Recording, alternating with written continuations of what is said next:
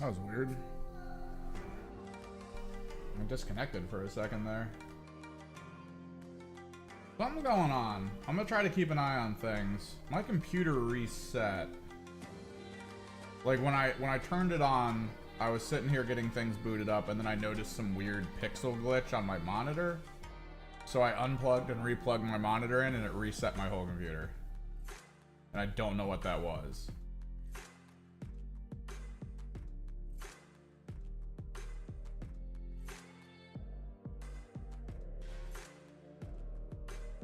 And then I just started streaming, and then 2 minutes into the stream, it disconnected for a split second.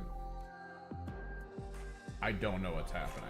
So let's stream, and we're gonna hope. We're gonna hope that something crazy is not going on.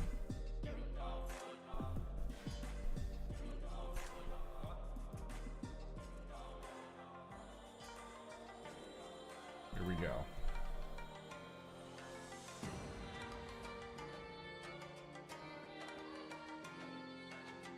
So my computer was fine Friday. No issues, no problems, nothing. Everything ran, everything did what it needed to. We felt pretty good about it. Oh, I forgot to buy more Black Templar contrast. This could be a problem. Should have marked it down. I knew there was something I had to remember.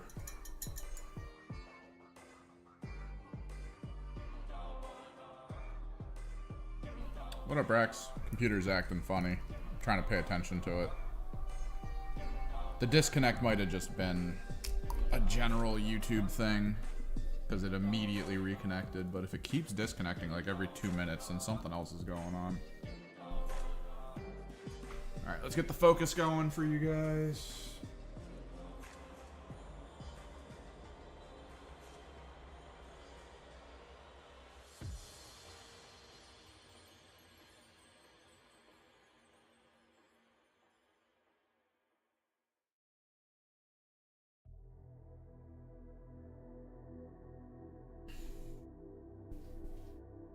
No, yeah, it'll look fine.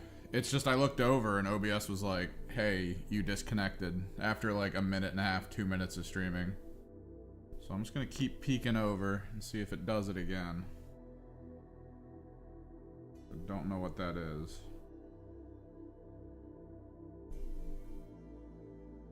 What up, Quendy? I gotta figure out if I can get Streamlabs up and running again. It looks like it wants me to update my Stripe information, which I don't think I had before. I think it needs me to use a different service.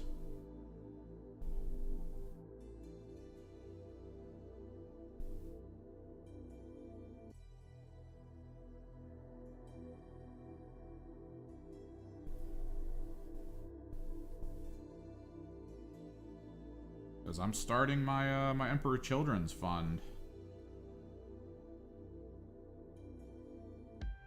And donos will definitely help.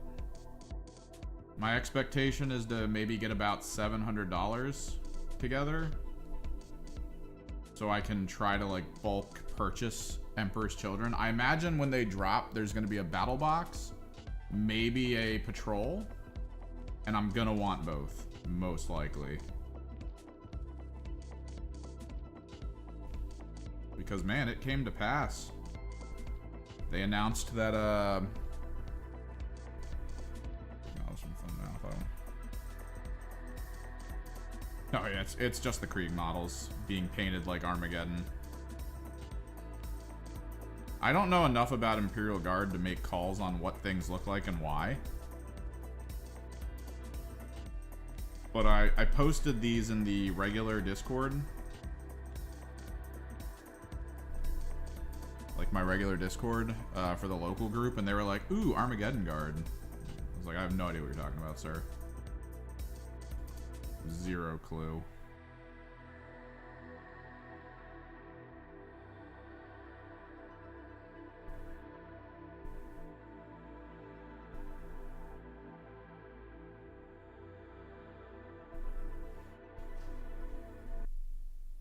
Sounds good, man.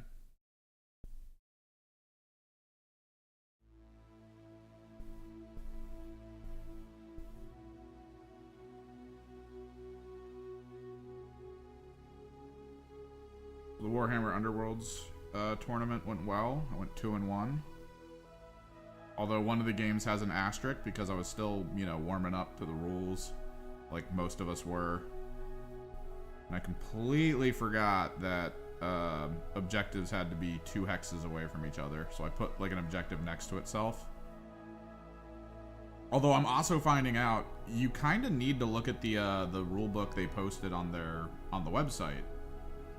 Because if you have an older rulebook, like a much older rulebook, or even just a slightly older rulebook, the Weird Hollow rulebook doesn't have the right rules. Weird Hollow claims that if somebody charges, that unit can no longer move. But they changed it in Deathgorge so that units can move after charging.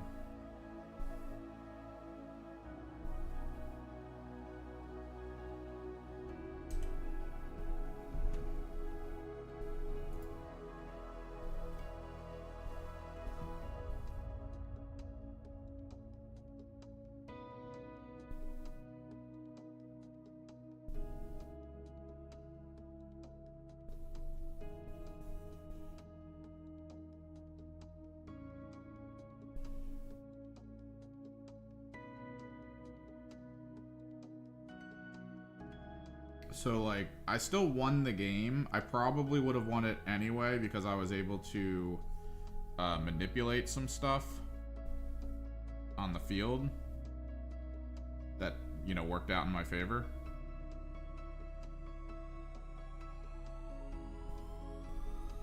But, dude, that last game, the last game that I had was an absolute shutout.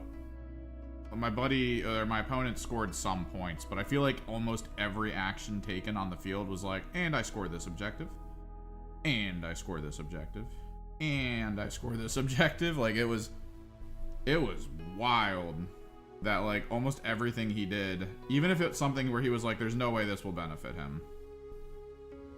There's absolutely zero chance that what I just did is gonna benefit him. I was like, and I got benefited. Sweet.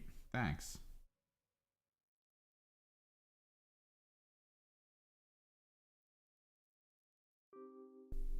Like, that shit's wild.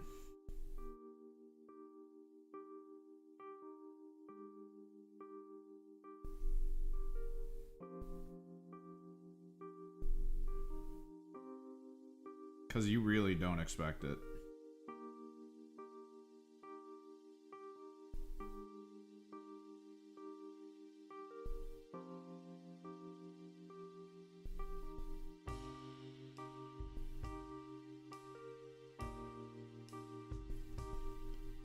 I had someone, I had someone stagger one of my monsters, so I had 2 staggered monsters on the field, and I was like, oh no, I have staggered monsters, this sucks. And then I completed a mission and drew a card that was literally like, Surge. If you have 2 staggered monsters on the field, get this bonus. I was like, what? Okay. And I did it. It was great. The game I lost was so low scoring, though. My opponent could barely harm me, it seemed like. But, like, dude, we were rolling so poorly. I feel like every game I played, it was just like, alright, I need hammers. I got no hammers.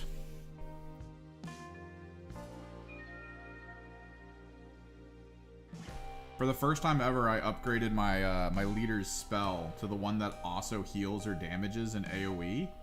But you have to roll cross daggers, which that's not the easiest mark. I think cross daggers is 2? It's either 2 or 1 on that dice. So you either need cross daggers or crits. And I did it twice in a round. I was just like, alright, here we go. Because he had my creature was near him. So, and he had a wound on it, and I was like, cool, I could damage him and then heal my creature, and this is fantastic. So I spent a round, I did it, and I couldn't roll a crit or a cross dagger. And then there were rounds where I was like, alright, I need hammers, and like I would roll all cross daggers, and it's just like, what is happening? What is going on in this game? But yeah, so I'm looking to save $700 for Emperor's Children. Like, I'm getting hunkered down. I tried to buy Morghast today, and there are none in the area. So, looks like I'm not going to be able to do the Morghast conversion for my Demon Prince. Sag. But it also means I'm going to save, because there's really nothing else I need to purchase. So I'm just going to focus on, you know, limiting spending, saving, trying to get up a hefty chunk of money. I am struggling at getting merch together for this channel, let alone the other channel. I'm realizing my approach to art is always like, oh, this is going to be cool looking on a page, but then it never translates to a t-shirt or something. Just never. And I need to spend more time looking at like good graphic t-shirts and working off of them.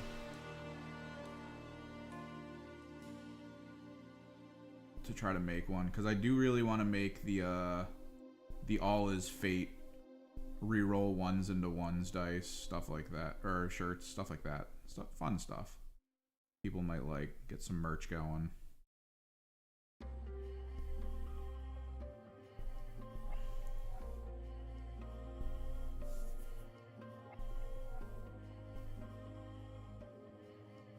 think it'd be good.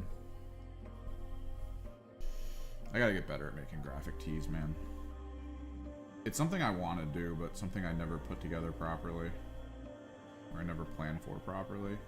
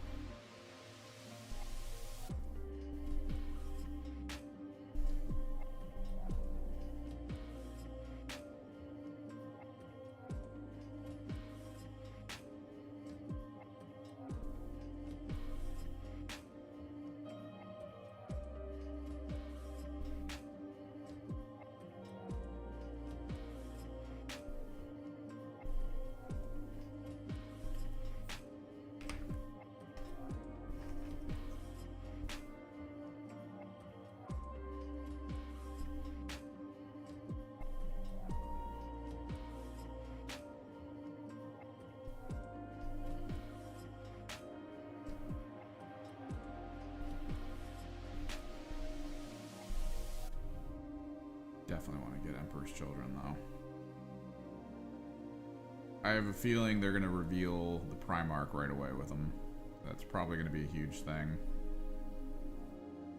That's probably going to be in the battle box, and then there's probably going to be some kind of combat patrol box as well, small scale box. It most likely will be worth purchasing one battle box and one combat patrol, or potentially one battle box, two combat patrols. I kind of want to be ready for it.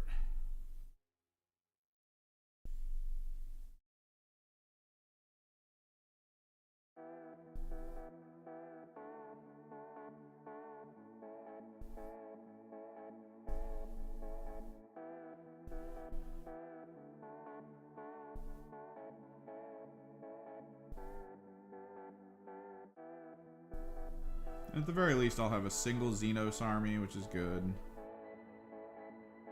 And then when it comes to elite armies, I'm leaning into the Chaos stuff.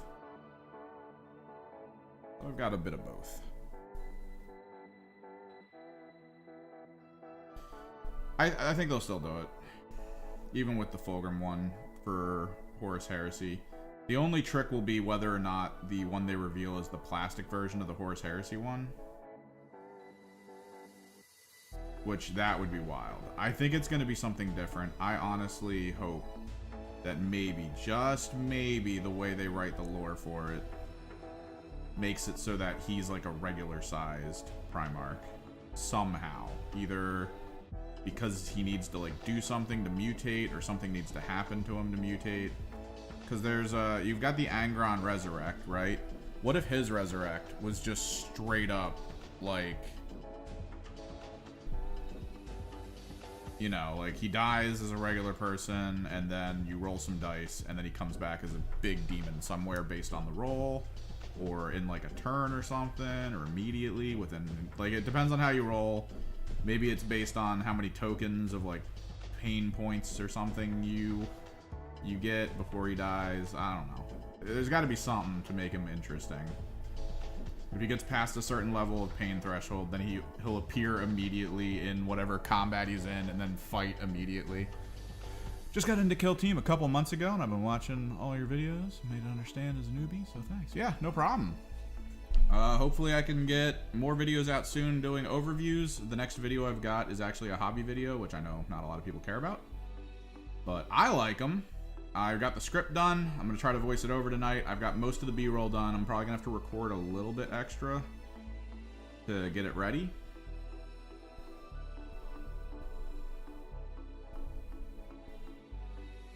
And then we will, we'll get that video out. It's about the Castigator we built on stream.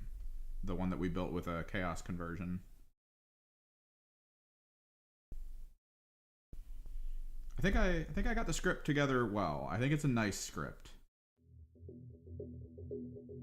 think it's fun. I was trying to figure out how to start the video, and I think I nailed it. Some people enjoy them. It's just not enough, but I still want to do them because I feel like people do check them out slowly over time.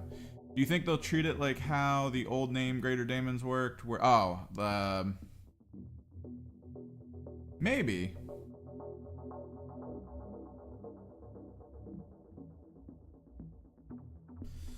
I honestly think, I don't know, man. It is weird. It is a bit of a problem that there's a Forge World model for Fulgrim out. So I feel like if there's going to be a 40k model, it can't be just like, hey, now you have to buy the Forge World one, especially since they explicitly said that the Horus Heresy one is only for Horus Heresy. But then again, maybe the Horus Heresy one being only for Horus Heresy is up until the Emperor's Children book drops. Which, that's a little annoying, because if they were like, we are planning on releasing Emperor's Children eventually, and this Fulgrim model will be used in it, then like it could have given me a reason to purchase it right away and get started on the ridiculous paint job I had planned for it. I was planning on using what, I don't know if you guys ever seen it. It's, oh god, that's not where that needs to go. It's fractal glitter in a way. It's like, it's what people use on nail polish to look like fractal work, right? Like it makes nail polish look like fractal shine. not just glitter, but almost like a glitter that's shaped to feel polygonal, right?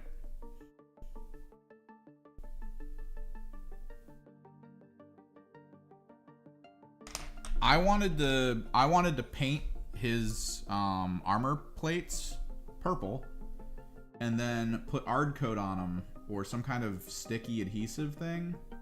And then I wanted to lay these fractal pieces down onto it, right?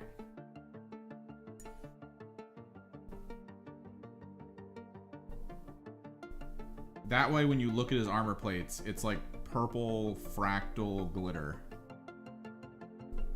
that catches the light in very polygonal ways, rather than it just being like a metallic.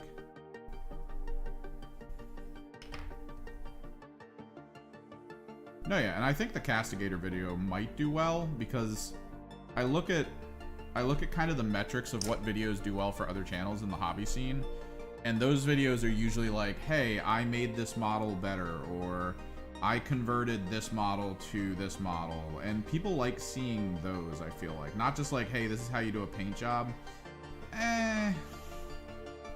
I feel like that the corner on that market's done, right? Like Duncan Rhodes and a couple other people are straight up like, this is where you go when you want to learn how to paint something. So go check it out. Whereas videos that are like, I made a Reaver Titan better. Like, those are the videos that pull people in anywhere else. The guys who are like, we turned a Manta into a piece of terrain. Check it out. Like, those are the ones that get people's attention. Versus just being like, this is how you paint a Manta. No one cares. No, yeah. But that's the thing, right? The Castigator.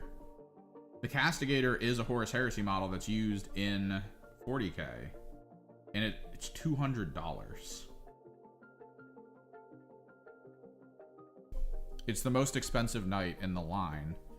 And you can't even buy them in like a format where you can make multiples. You have to buy the individual version that you specifically want. I couldn't buy the Lancer and be like, all right, let me magnetize it so that so that I can turn it into a Castigator or an Acheron or something. Like, I can't. You just can't do that. You're stuck. It's like the least it's the least economic good choice for a Knights player to get one of those. You have to be very exacting about which version you want and why.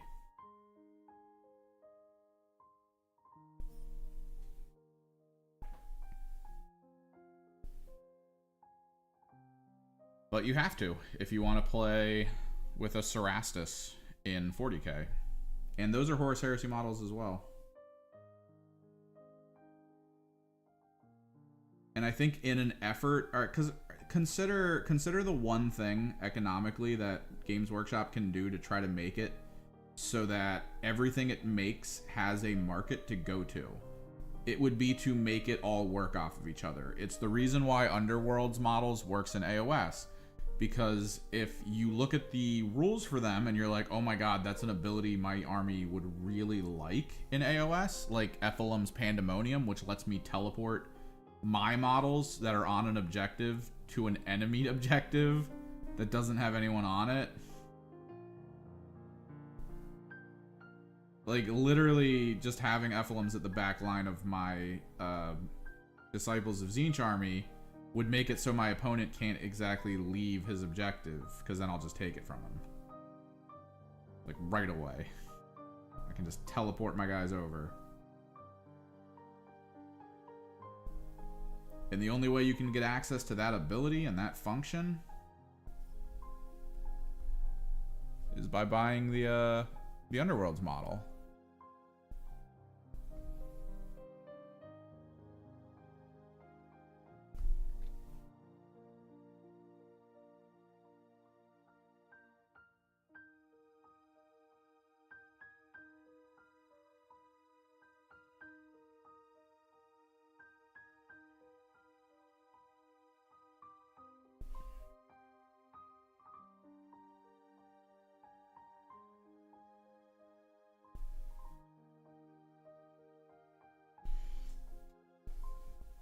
And that's how they sell the Underworlds models to you, even if you don't play Underworlds.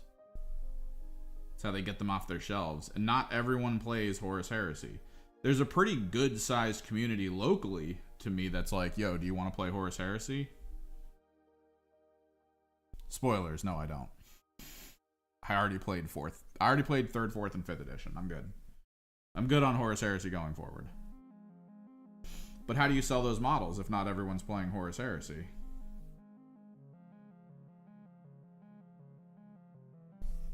Well, you make it so that the models are universal. Castigators are in 40k. Why not Fulgrim? When they drop the Thousand Sun Codex, why not make it so that the Osiran Dreadnought is usable again? Give Chaos access to the Contemptors.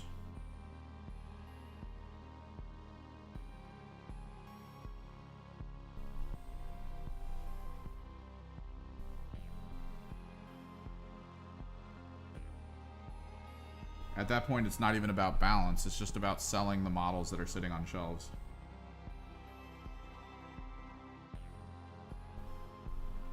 And this way, it's kind of good because you give the people who want to play Horus Heresy a sort of a time frame, right? You give them like a leeway where people are like, well, I can't use these in 40k, so I won't buy them. And then the Horus Heresy people are like, yay, I get to use these. And then after a while, whatever's left over is just like, hey, guess what? You can use these in 40k now. I think that's not a bad thing. KT videos are very helpful for me to learn the game. Teams catching my eye are Hunter Cadre. Those are pretty good. Gellerpox. I love Gellerpox. Death Guard. A lot of people love Death Guard. Brood Wormblade. Advice on what I should pick up to learn first. I'm going to go and tell you, Brood Wormblade, very difficult to play. Gellerpox, pretty straightforward, but they do have some very advanced rules. There's a reason why they were nerfed like 4 times.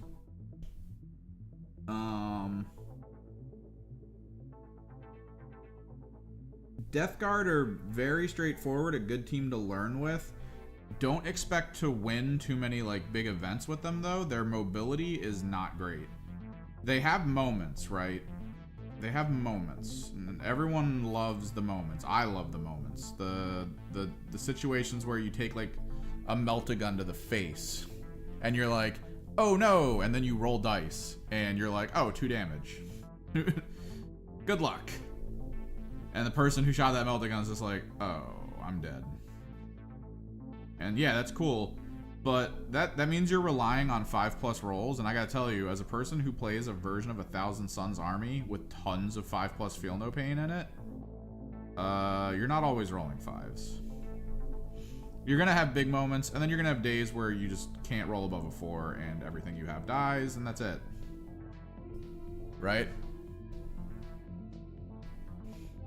Yeah, I feel like if they give the people for the mode of play like Horus Heresy enough time to get what they need, and then they open up the floodgates to like other types of games to get those models, I think it's alright. The Kill Team approach is hard because the models in Kill Team are basically immediately usable in 40k, so Kill Team players are always struggling when trying to purchase models against 40k players who are like, oh my god, Mandrakes, oh my god, Night Lords. There was a guy at the store for the Underworlds tournament who picked up his Nightmare box. He doesn't play Kill Team. He only wanted the box for the Night Lords because he loves Night Lords.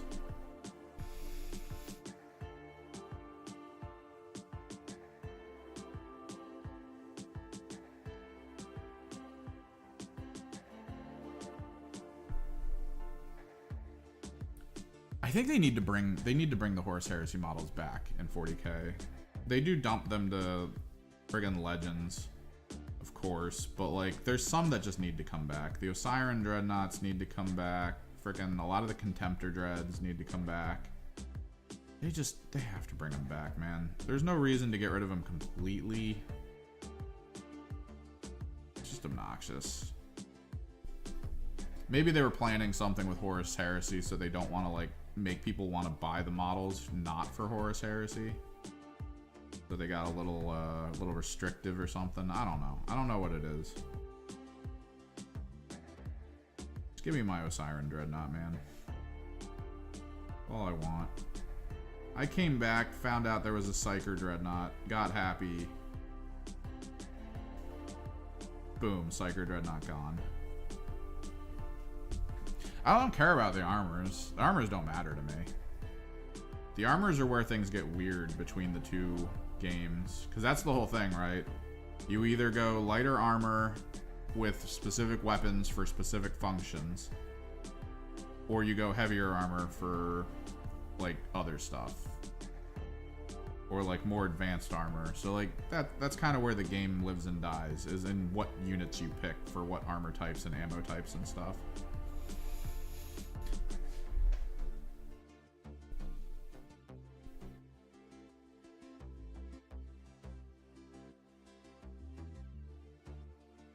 I think CSM need maybe like one more small unit type and one more demon engine, but like a demon engine we don't expect, right? Like it's got to fill a hyper niche role. We've got the Venom Crawler for one hyper niche role. We've got the Mauler and Forge Fiends for pretty wide roles. We've got the Helldrakes for a very niche role that no one wants for some reason. I get it though, it's very overcosted for a 0 OC unit.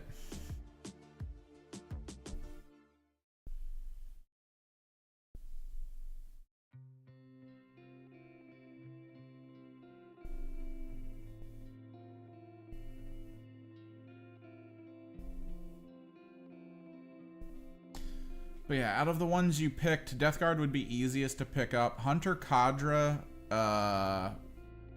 which one was the Cadre? I hate it because Clade and Cadre are two different things in the same kind of like wheelhouse. Hunter Clade, Hunter Cadre. It's like, thanks game. Yeah, so Hunter Clade was the Mechanicus. Hunter Cadre was the Tau. Would you not want to just go Pathfinders? Hunter Cadre, though, it has its own things, definitely. I do feel like Hunter Cadre has some interesting concepts with the drones that it has access to. The ability for you to take stealth suits as like one fire team and you don't need them for both technically. Like, you have options. So maybe Hunter Cadre could still be fun. They still have access to those extremely powerful AP1 shotguns. Oh my god, those are good. The fact that you just get like a whole squad that could easily wipe out like another unit, so good.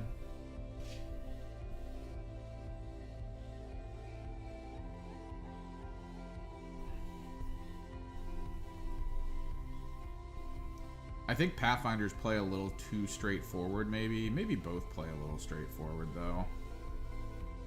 I mean, you could get away with either.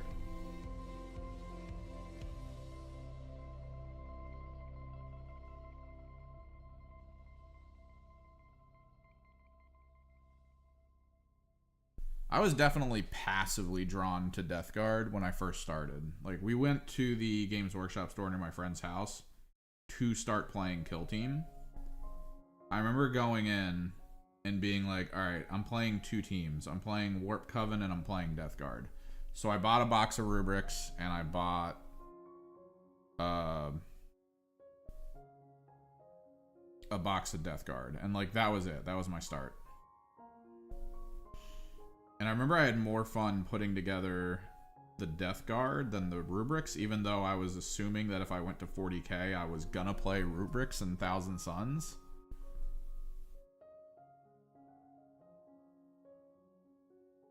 It was still like, Death Guard are kind of cool. I love how they look. I love the models.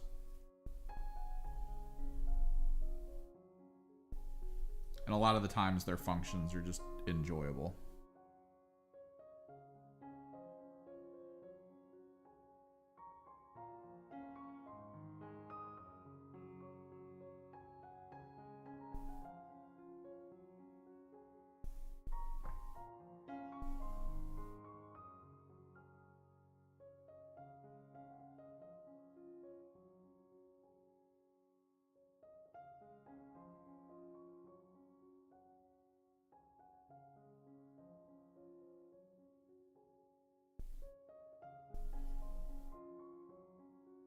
Again, very straightforward, but very durable. The durability is, like,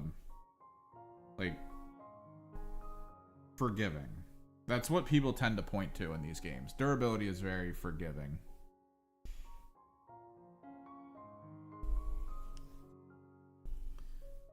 Also, Death Guard bases are the same size as Legionary bases, to my memory. Should be 32s all around. Is this blurry again?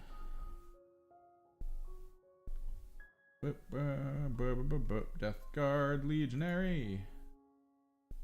32s. Yep. And a lot of the Death Guard units can easily be treated as Legionary units. So you can buy a Death Guard team and then, you know, play them as Death Guard. Or you can switch over to Legionary and claim that they're all Nurgle marked or something. Maybe even throw an Undivided mark in there, just for whatever reasons. Like, know that you're not restricted, necessarily. Because, like, think about it. Death Guard have an Icon Bearer. That's important.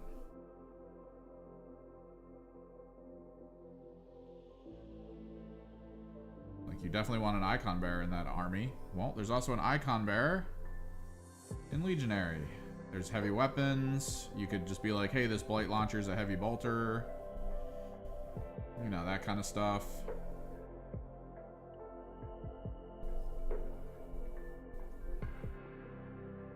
And then you can add more units to it. Like if you go dual wield, if you go the axe knife person, or that, what is it, axe mace, you could claim the axe mace is the chosen, not the chosen, the possessed or whatever it is. What's his name? You could get a dual dagger wielder, friggin' Death Guard, and call it a Shreve Talon. What is it? Shreve Talon, Butcher, Anointed. You could claim the one with the axe and mace as an Anointed. Like, you have options and you have abilities to, like, swap things out. And the thing I'm interested in is whenever they drop the Nemesis Claw list, honestly, depending on what you can get for those specialists, even though it's, like, weird and it probably wouldn't fit the lore at all, you could probably use Nemesis Claw rules for your Death Guard squad as well. Because in my opinion, what we've seen so far is that the Nemesis Claw units are pretty much just Legionary. Like, that, they give you a Legionary sprue, they give you some upgrades, and they call it a day. So the fact that they do that allows you to go between Nemesis Claw and Legionary if you want.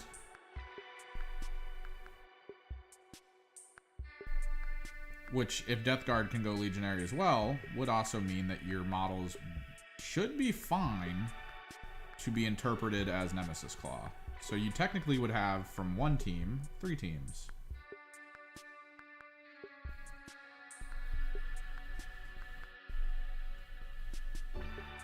Hell yeah. Dual Plague Knives. Give them the upgrade for the damage bonus. Oh, it's so good.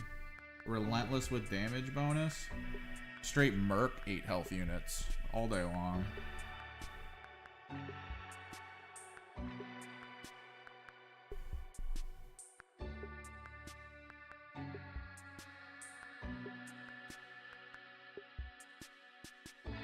You just need that speed.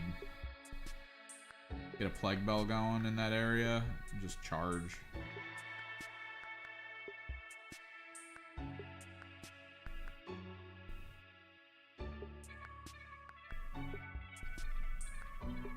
What's up, Dragon?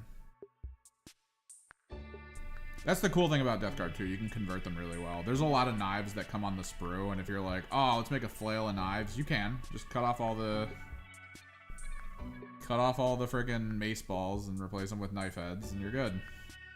They give you so many bonus freaking stuff on that sprue, man. So good.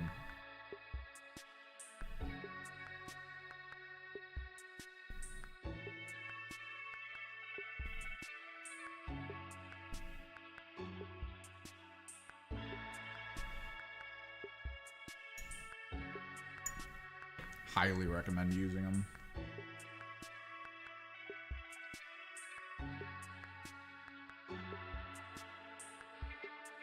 Where'd my speed paint tray go? No, yeah, it's great. The body horror side of it. Some people even go out of their way with that army to clean the body horror up so that they're like pristine armor, and they try to be like, oh, these are the pre-changed, and like you get these fun concepts with them, man. My favorite is the person who used a lot of green stuff and sanded down a great unclean one and then painted it flesh tone. So it just looked like a clean ball of flesh running at you. Like not a single blemish on it at all. The great clean one.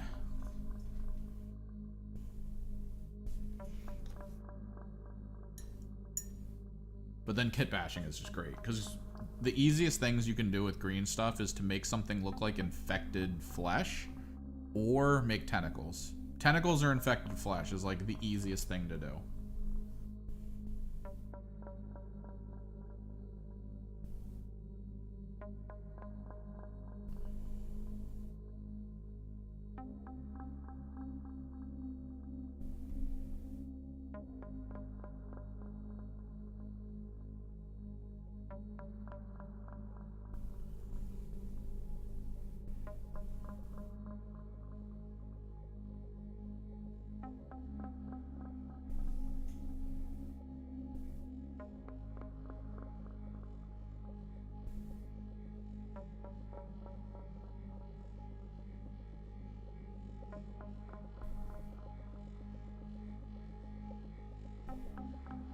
They're a cool faction. Definitely a major one for kit bashers.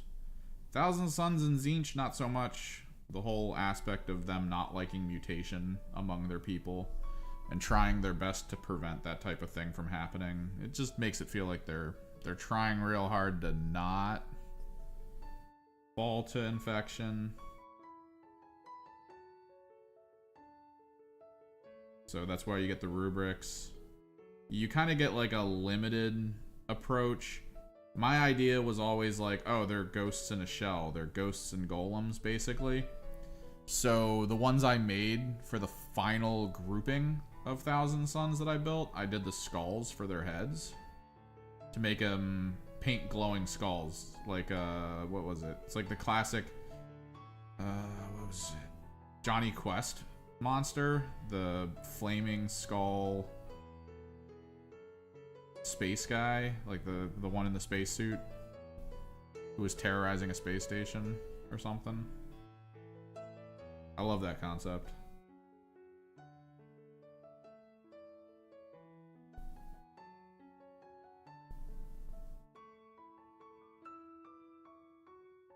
Which was kind of a sidestep to an interesting Votann concept I saw, where they did skulls instead of Votann heads.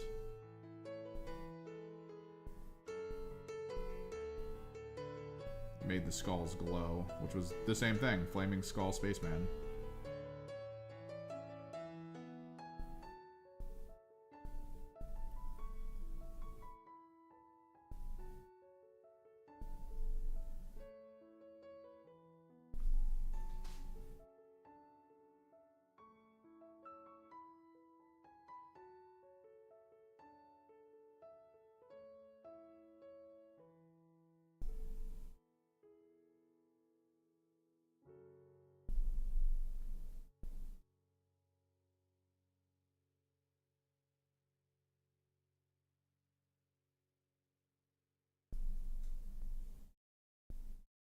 Sharky's machine. Try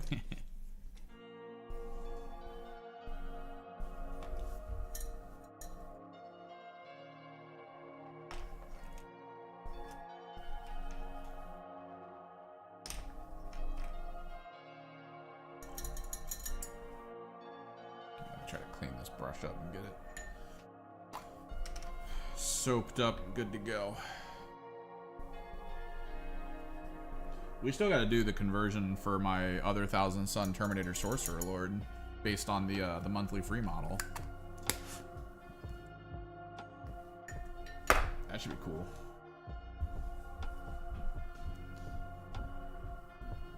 I've seen some really good Nurgle Demon Prince conversions recently. There's this kid at our store who loves doing conversions off of stuff he can just get his hands on.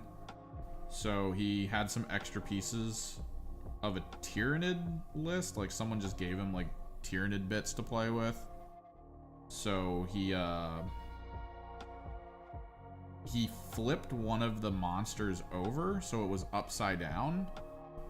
Made the hole where the tail of it went look like a mouth, and then kind of like coated it in glue to smooth out a lot of the Tyranid visual aesthetics.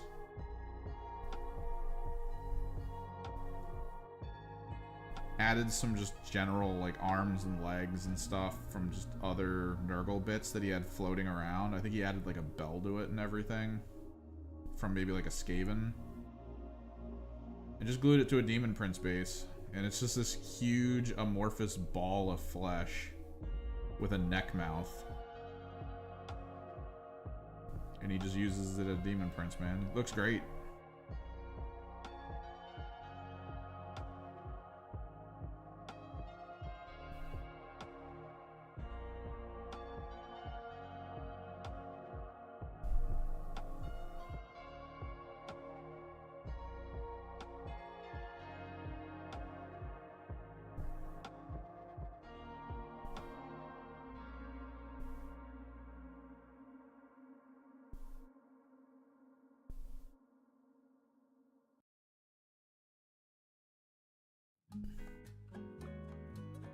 I feel like Nurgle is kind of the Death Watch of Chaos Space Marines, right? Like, if you collect enough Chaos Space Marines, you could easily be like, oh, I think I'm just going to make a Nurgle army. I have a ton of green stuff. Let's do it. Because Death Watch is like, oh, I got all these extra Knights parts and stuff, or not Knights, Terminator stuff, and I got all these, like, Phobos units I'm not really planning on using. I got, like, you just have, like, a weird hodgepodge of stuff extra. Maybe a couple fun character models or hero models you weren't planning on using. Maybe you played the Blind Box Heroes game once to try it out. Now you've got like weird one-off models because you've been collecting for Space Marine stuff for a while. Next thing you know, you're like, oh, let me just make a Death Watch army. It kind of works.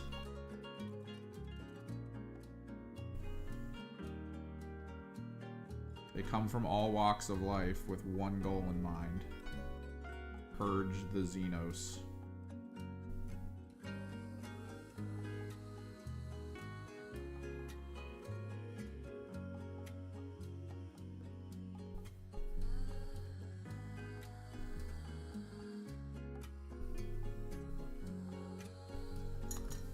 I think that works. They are basically Space Marine Death Guard. That's the same thing, man. You play Chaos, you play Tzeentch, you play all these things. You have all these extra pieces. You could just straight up be like, alright, let me add some tentacles to them.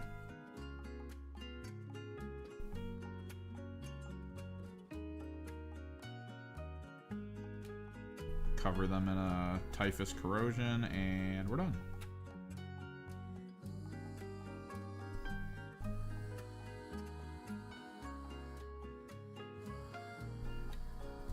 I mean, it's kind of the universal, like, dumpster, right? You play IG for a while, all of a sudden you don't like IG. Well, with enough green stuff, you too can make a Rogel Dorn look like a Plague Burst Crawler.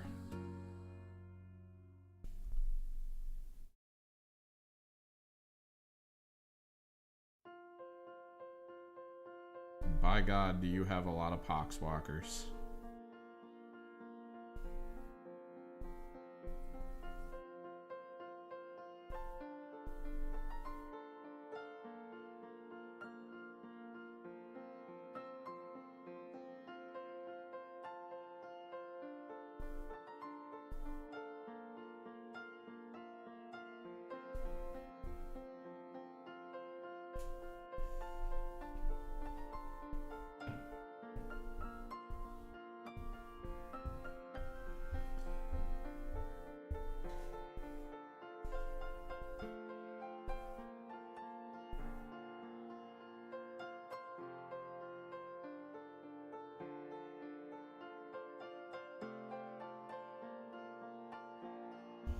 Yeah, but I mean, Grey Knights are kind of just like elites. Whereas, like, let's say I collected like one squad of Grey Knights because I thought they were cool looking. And I painted them and they look really nice. And then maybe I had like a Salamander squad from somewhere.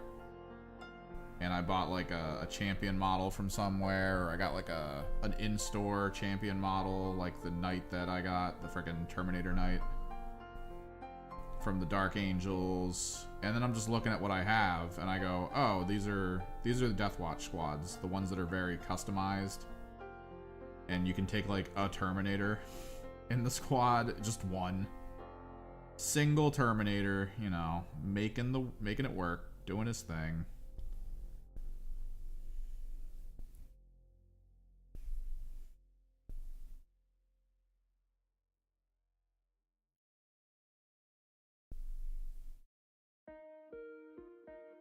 You can just throw stuff around and be like, yeah, these guys are Deathwatch.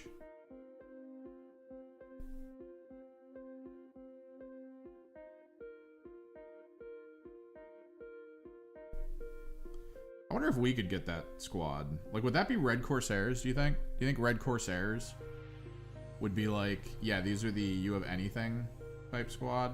I feel like the Red Corsairs were supposed to be that. Where you could see like a Khorne mercenary just looking for a good fight. Fighting alongside like a Tzeentch sorcerer. It's just like wants artifacts and wants to like explore the concepts of like knowledge and stuff. I think they could make the Red Corsairs kind of into that.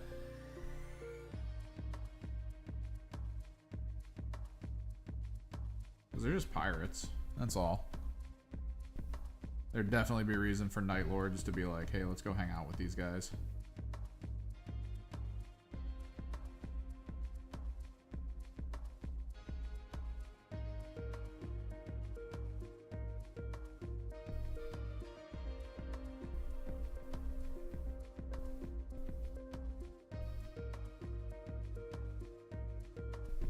Red Corsairs were, they're Chaos Pirate, but like, I thought that they had, because they're undivided, I thought that they just had like an eclectic group of people fighting with them. So it's kind of close to how Deathwatch works, where they just pull people from like all over. Red Corsairs is kind of just the banner of being like, hey, we're just here to pirate people. That's it. We don't really care about all the extra stuff. Maybe if Abaddon asks nicely, we'll help him, but you know, until that day, we're just out here pirating.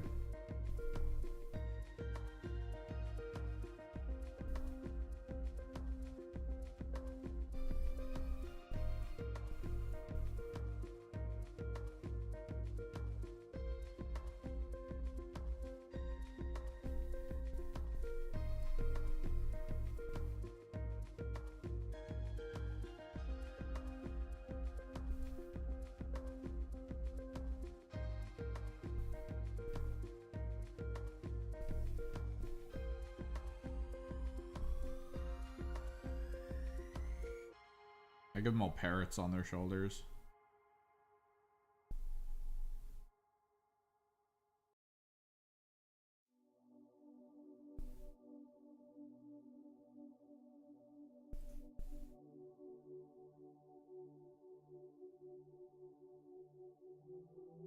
Maybe, because I know people talk about Huron Blackheart as like a big thing. Is Worldender also a Corsair? I think Worldender is also a Corsair, right? Or is he something different?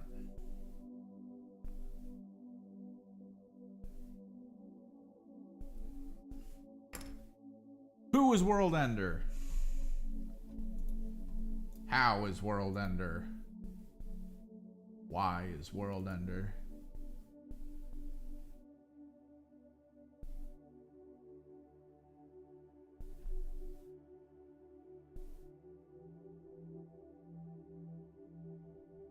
World Claimer.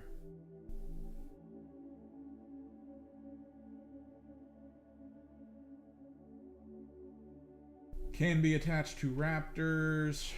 Head taker whilst model's leading unit. Each time the unit ends a charge move, select one enemy unit within engagement range of this model's unit. And D6 for each model in this model's unit. For 4+, that enemy unit suffers 1 mortal. Herald of the Apocalypse. While an enemy unit is within 6 of this model, Battle Shock step. Your opponent's command phase of the enemy unit is below starting strength. Must take a Battle Shock. This ability cannot cause a unit with 2 Battle Shock tests in the same phase.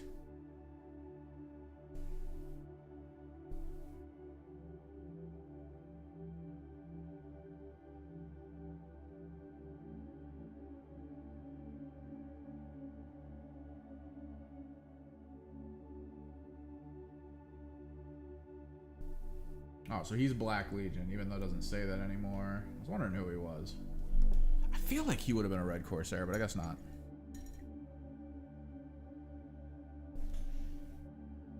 I don't know. I always conflate Night Lords and Red Corsairs for like maybe similar strategy of just being like, let's be fast, let's hit hard, and let's, you know, let's be assholes. You know, classic. Classic.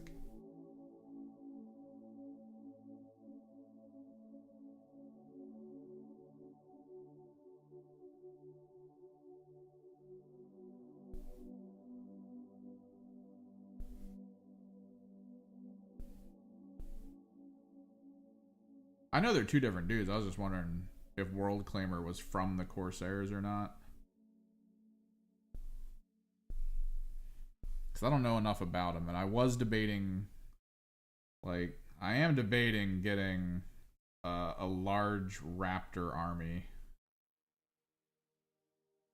I've always loved the idea of raptors. I've loved it.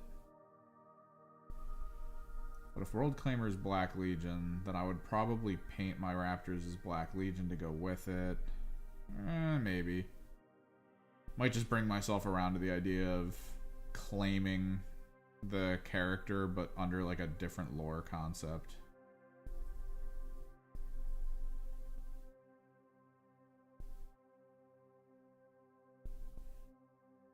I don't know. I've never been interested in Black Legion.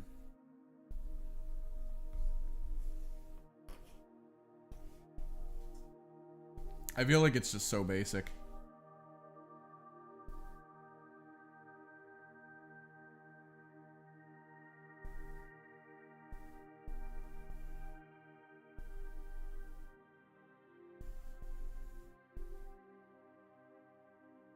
Like, Black Legion for me was always the, if you want to quickly paint a Chaos Army, Legion. Black Primer, gold marker, go.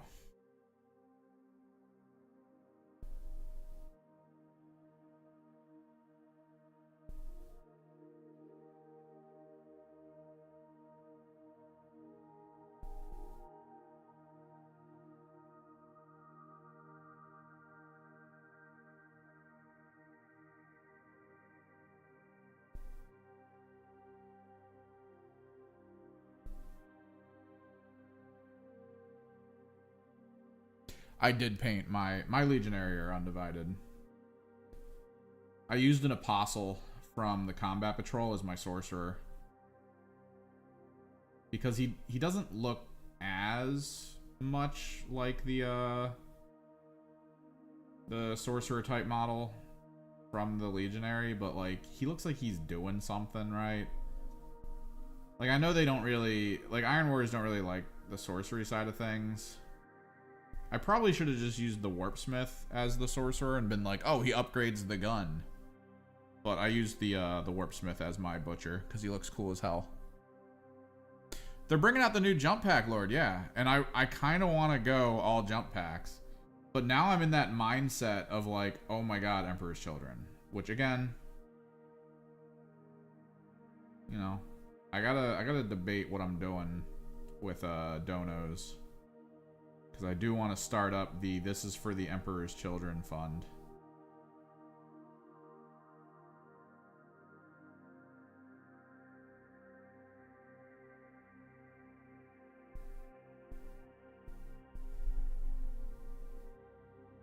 wonder what's going to be in the battle boxes. And I wonder if they're going to do a new model. I imagine if they're going to do anything, it's just going to be the relaunch of the Noise Marine.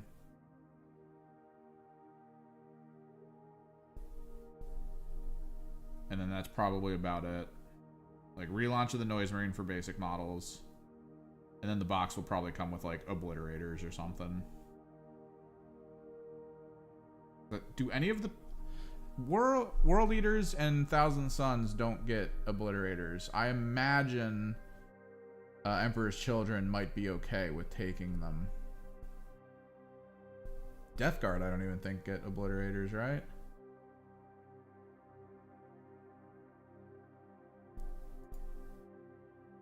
Do Death Guard get obliterators?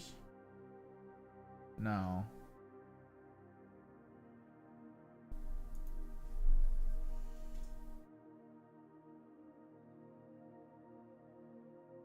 I feel like they'll get new Noise Marines, but past that, maybe a melee unit, right? Like maybe a melee specific unit. And I feel like they have to have jump packs. Like I want them to have jump packs. If the friggin' battle box comes out and it's like 2 jump pack squads, I'll be so happy. But yeah, I wanna save up money so I can dump like $700 day 1 pre-orders.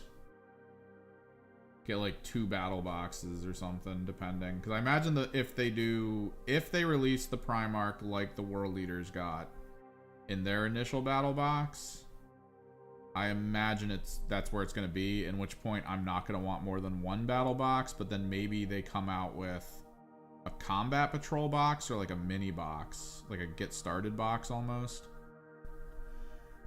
And I'll just snag that like a couple times, most likely.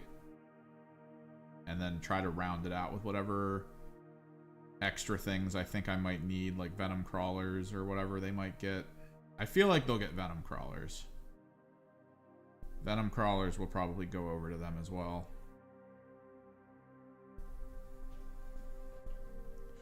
Ooh, I'm gonna have to buy more Hellbrutes. Oh, that's gonna hurt. I hope the Emperor's Children Hellbrute's good. Because, by God, the Thousand Suns Hellbrute is garbage.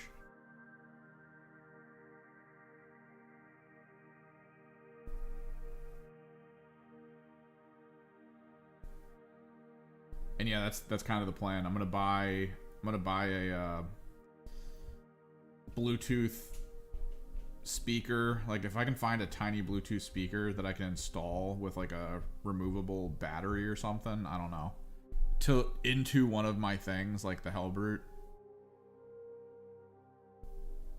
so I can just like turn on some music while we're playing. Oh, it'd be great.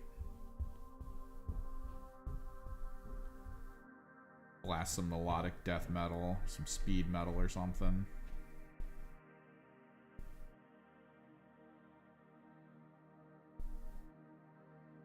Fantastic.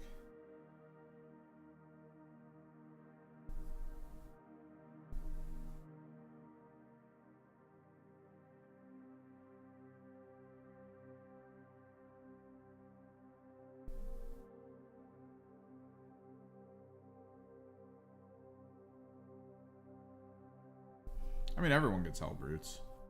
But I think Emperor's Children should get obliterators.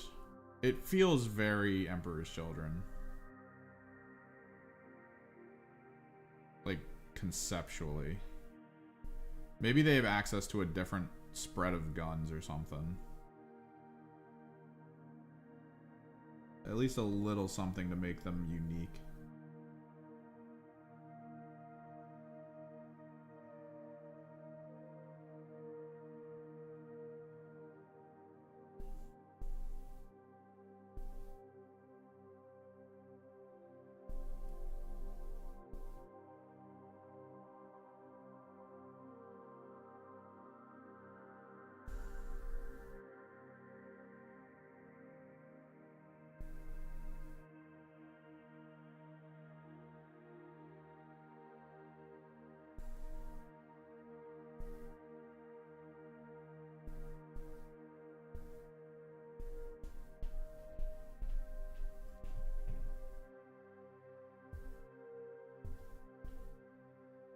I think this is the like hour-long ambient music song, right? It's 11 minutes. We've listened to it long enough. Speaker handguns, giant speaker mouths. End of the day, I do want to... also part of the budget's going to go towards looking into Etsy to try to find, like, punk rock female heads, because that's going to be all my characters. Like, everything on the field. I'm actually going to not helmet the characters. I'm going to paint all the bodies separately. I'm going to get them all posed and have them ready to go and painted. And then I'm going to paint all the heads separately so that they actually look kind of cool. Just like on their own. Flesh tones, multicolored mohawks. Kind of like the models from the Necromunda all-female team. The one that's kind of like punk. Like if Games Workshop just sells those heads, the Necromunda heads for that team, which they don't, I'm pretty sure. I'd have to double check. I would just buy tons of them and use them.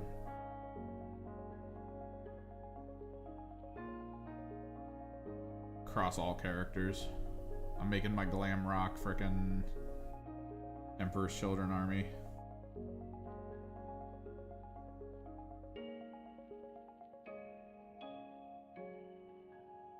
We roll initiative. Round 1 goes to me, and I just activate. Oh, actually,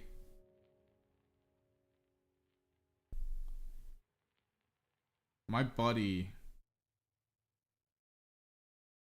plays Sisters of Battle, and he hates their heads. Like, he hates the regular heads. I need to see if he kept them. Like, he only wanted to use helmeted models for everything but champions. I need to see if he kept them. Because if he kept them, it'll be Sisters of Sound.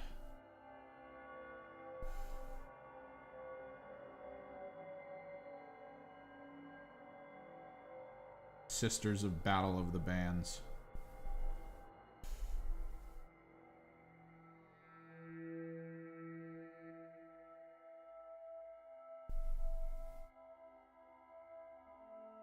They'll all have like bright neon hairstyles.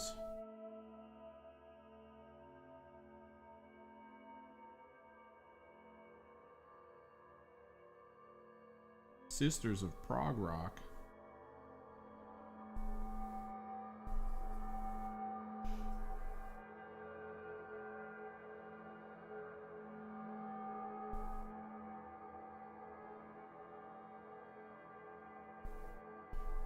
At which point I'll have knights. They do sell Escher? Oh, oh, what's the pricing?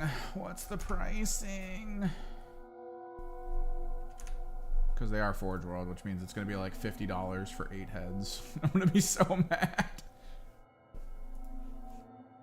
1000% we go to Etsy. If that's the case. Other games. Necromunda. Please.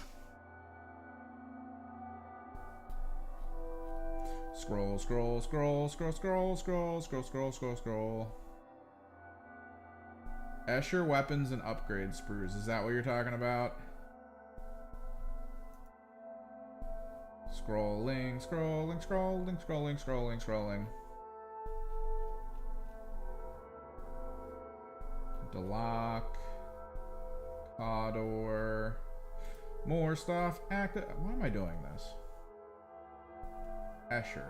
E-S-C-H-E-R.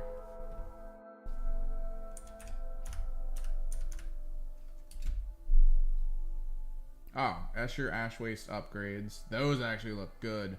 But they are $35. Escher head upgrades? Yep. So it's 12 heads for $24. Yeah, no. Literally for $5 more, I get slightly less heads and like 1,000 weapons.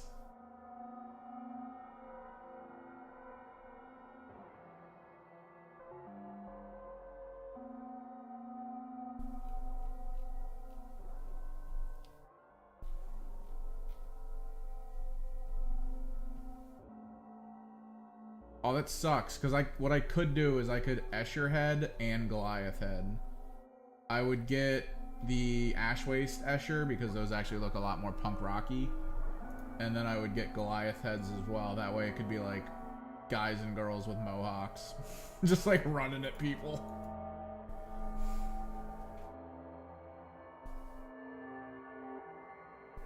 Bring the noise, bring the funk.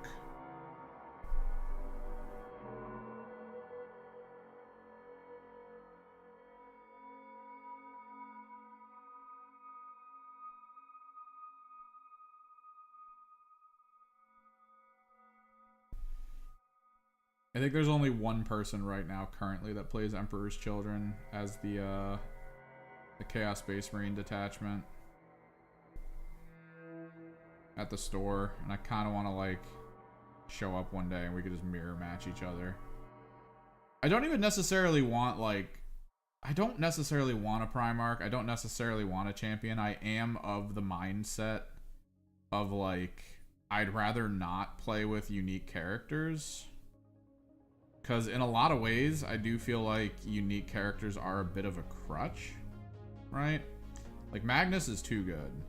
In theory, the list I've put together for my Abominant would just be better served with a Magnus instead. Like, let's be real. Magnus in that list, much better. And I might, honestly, because I feel like the people I'm playing with are actually looking to win. I don't think they care about the whole team aspect of things. I think they want to just better themselves, and that's cool.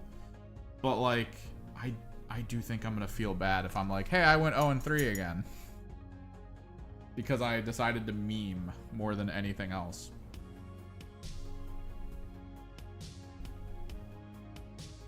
Like, when I put my mind to it, like at the Underworlds tournament, I get victories. But in 40k, anytime someone's like, yo, you want to play 40k, my brain goes, what meme can I put together for what we're about to do? What'll be the fun meme for me to pull off here? Good bike ride, Rax. Do you feel fit? Swole? Aerobic? Or whatever that is. I am thinking of upgrading our Discord server to Community. I think Community will be a better Discord server. It's more organized. I need to get a bot, though, for it. And I think I might go Sapphire. I need to look into Sapphire as a moderation bot.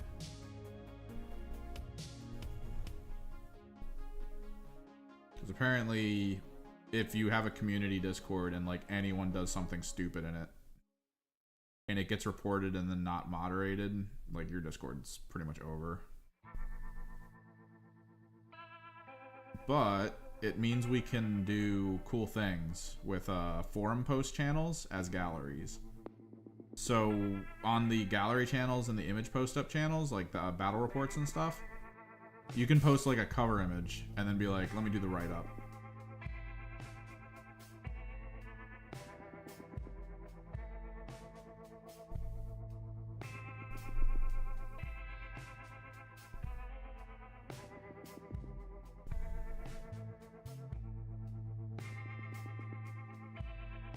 There's just cooler things you can do, I think. I might try that. I might try to figure that out this week. I hope Death Guard gets a Poxwalker detachment, and I hope Thousand Suns get a Zangor detachment.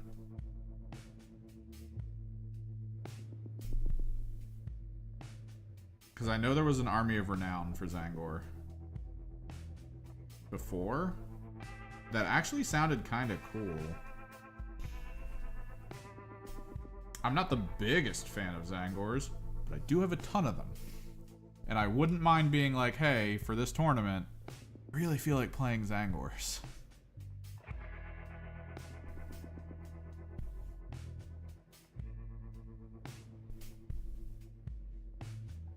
God, I better not run out of this. I was at the store and I completely forgot I needed... I went to the store for the tournament, completely forgot I needed to grab Black Templar Contrast Paint. And I was just at the store looking for Morghasts because those guys are apparently super rare to find. And I knew this store had them for like months, almost a year now, since I started shopping there. They've had them sitting in the store shelf.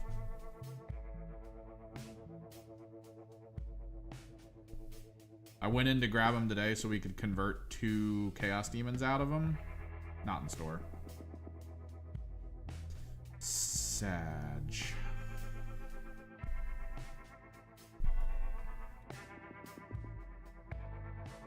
Yeah. It got rid of the invulnerable save, to my understanding, but it made Zangors insanely durable. It gave them like a 4-up feel no pain or something. Like, it was such a weird Army of Renown. You couldn't have more rubrics and Terminators combined. You couldn't have more of that than Zangors in your list. You had to have just so many Zangor battle line. There was like a spell that the sorcerers could learn that would resurrect like tons of Zangors. It was a really crazy Tzeentch Horde team idea.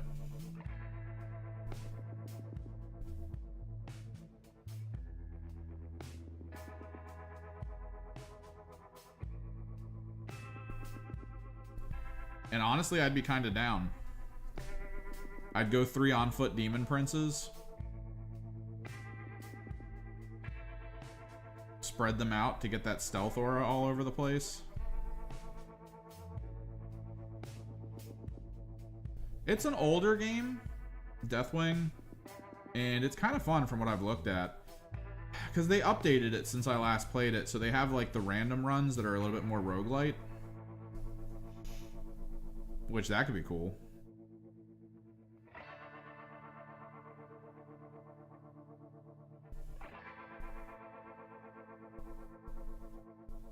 And I think they added a different place to go as well. I only had the one place when I was playing it, and then they were like, here's a second spot that you can get to. Kind of cool, because the one place was just one map. And me and my friends noticed that as you progress the story, the map would just open different doors to make you have to go certain paths to get to the end of that part of the story. So like you always started and ended in the same place, coming in through that main entranceway that got burrowed in. Right? And then it was just like, alright, the door's open to the left, so you have to go left. And now you're going to arc around and you're going to get to this one room, but you're going to come into that room through a different direction than you usually do. So it was kind of like this like a shell game to try to make you feel like, eh.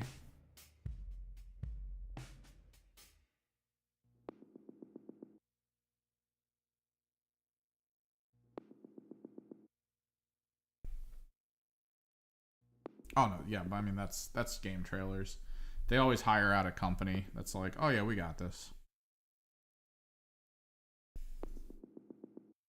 We'll render it up. Wait, are you playing it on console or are you playing it on PC? Because I know that there's like options on PC. I don't know if it's the same thing on console.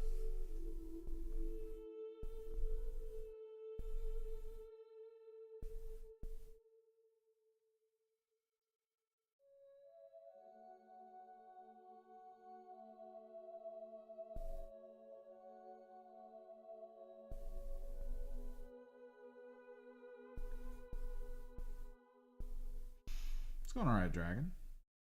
It's going alright.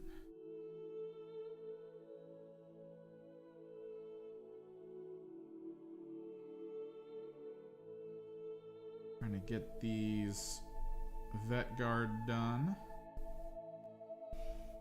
Yeah, I think it was a PS4 game though when it came out. And I don't think they really upgraded it much onto the PS5. I can't remember.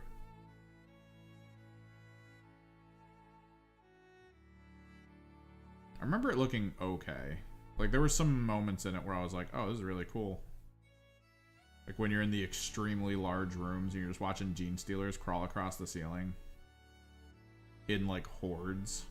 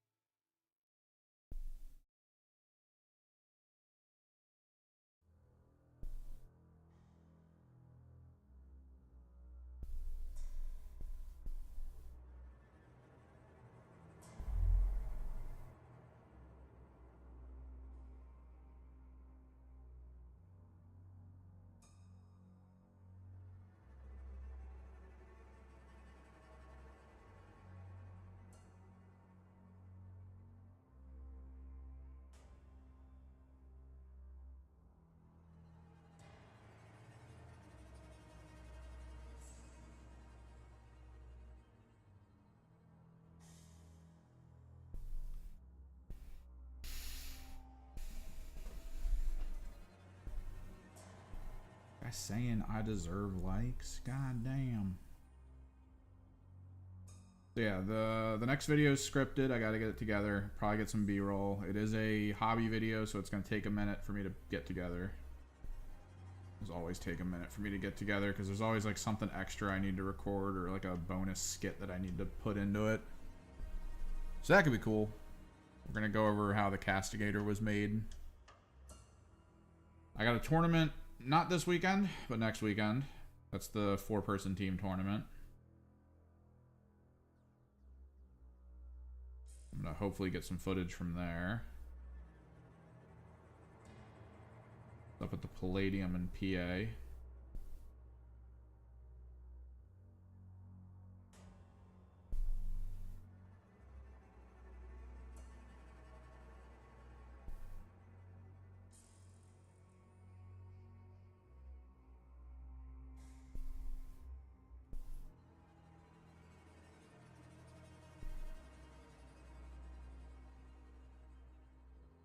Probably gonna stay at a buddy's house for the day before that tournament, because he's like 20 minutes closer to the venue than my house, and I don't want to like wake up at 6 a.m. to get there on time. I was debating renting a friggin' hotel room in the area and just being like, screw it.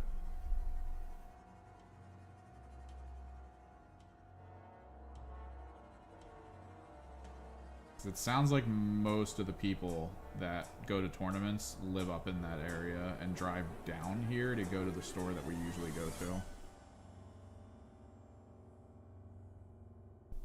So like they're happy going that way. Meanwhile, I'm just down here like, you want me to drive an hour to a tournament? Why? Why?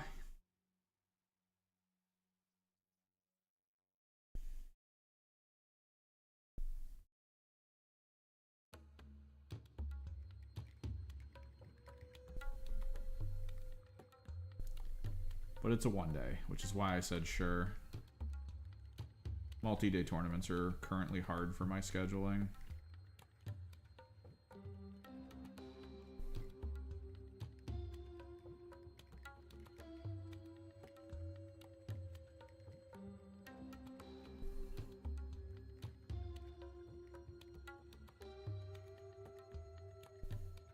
That's the other thing I need to save for. A laptop that's good enough to edit videos on that I can travel with.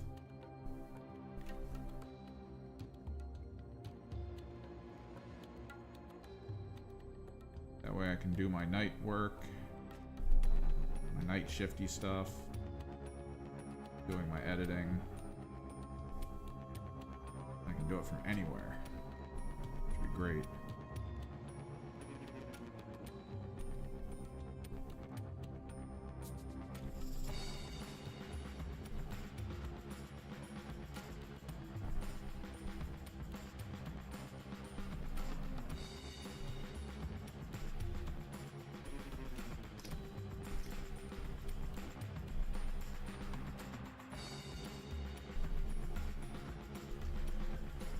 There's so many vet guard. It's 127.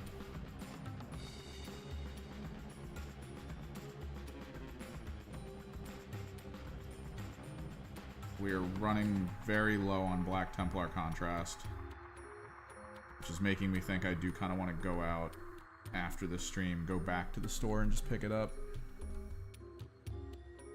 so that I don't forget it. There's a chance they're going to try to do the Wednesday paint night because they moved it from Monday to Wednesday since more people said they'd be willing to go Wednesday.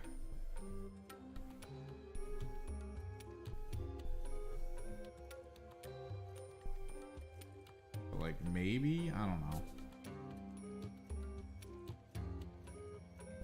Depends on what he does. He really needs to like go on that Discord and be like, hey everyone.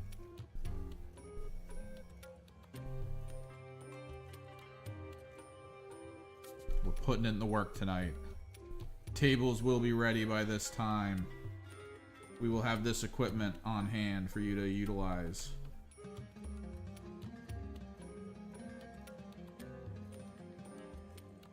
Get to it.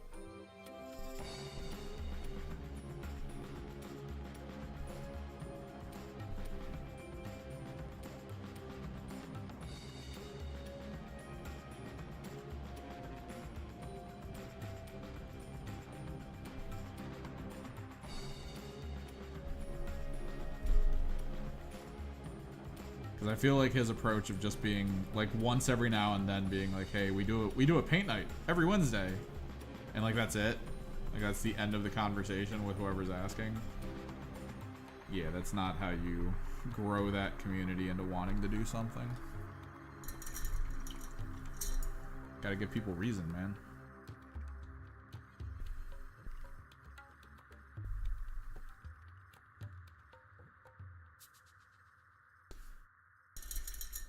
Oh. Any good games coming up? I'm trying to think.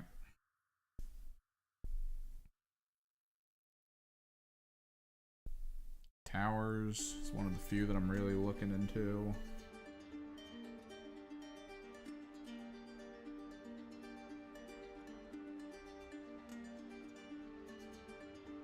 I feel like I can kind of slow down playing Gigantic a little bit because I don't really have friends playing it. And it is getting to the point where it was before, where there's way too many people in the community who are really good, and then like all the new players who aren't that great just hate the game because they can't figure it out. So everyone starts quitting like real quick because it's just like, I don't know. It's a game that needs a hardcore, like a large hardcore community that just can't get the large hardcore community.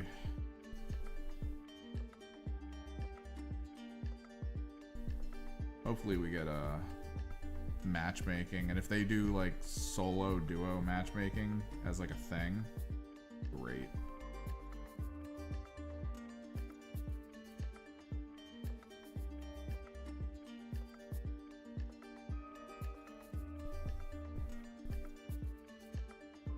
Apparently the game's on PlayStation now too. I know it was a Xbox PC one for a while there, and then it went to Arc, and I don't know if they expanded it to PlayStation once it got to Arc after Perfect World picked it up.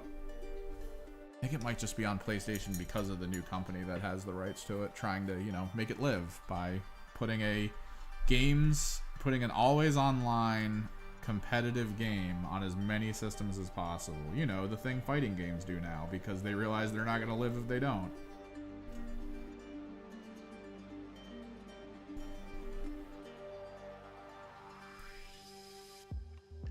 What's that? The best way to keep a community-driven game alive is to put it in front of as big of a community as possible? You don't say.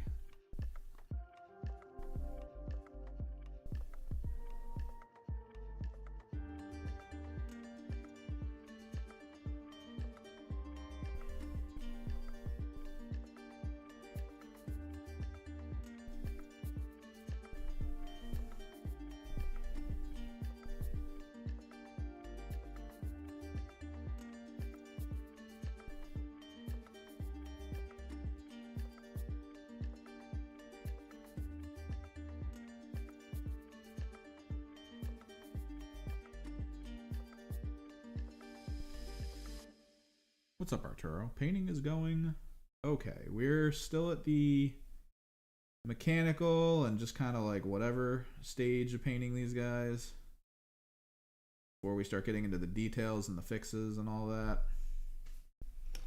We've still got 3 more of them to go. I need to then tone most of this black armor with blue for the highlight sections. There's a lot going on with these. We were talking about how I'm gonna start saving, maybe even figure out if I can do like the dono goal thing here, so I can get a nice little nest egg together for when the Emperor's Children drop, so I can just purchase an entirely functional Emperor's Children list, and then maybe go ham streaming painting them.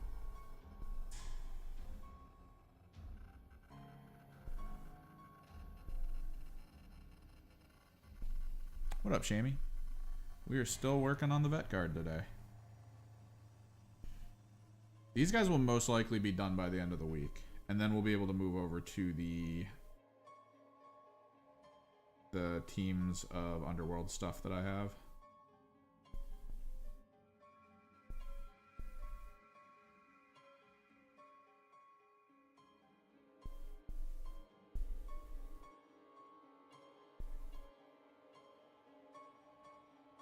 But other than that, I'm just out here hyped about Emperor's Children. Because we talked about this. All the rumors going around about Emperor's Children, we were like, how would they do it? We said, if the Chaos Codex comes out and Emperor's Children aren't in the Codex, that's the signal. And that's what they did. They were like, hey, you want to use your Emperor's Children models after the Chaos Codex releases, there's going to be an index you can download because they're not in the Chaos Codex anymore. So, you know, signal received. Time to start saving for Emperor's Children. Yeah, I already have the plan. I already know what I'm doing. I'm gonna need to pre-purchase a metric ton of female heads off of Etsy, or figure out if my friend has a metric ton of Sisters of Battle heads on hand that he's not gonna use because I want them to be like a female glam rock band. That'll be funny, I think.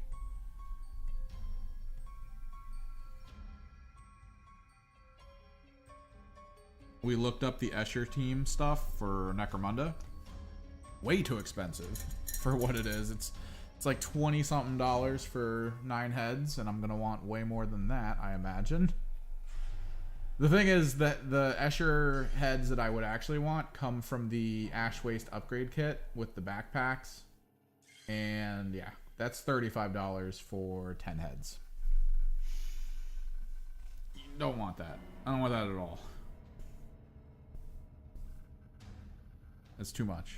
So either I'm okay putting Sisters of Battle heads on these people, which I think I might be, or I find something really cool on Etsy and I get the order in for it early so that by the time the battle box drops, I've already got all the parts sitting on hand, maybe even painted. Like I could pre-paint all the heads before the stuff gets here. Go from there.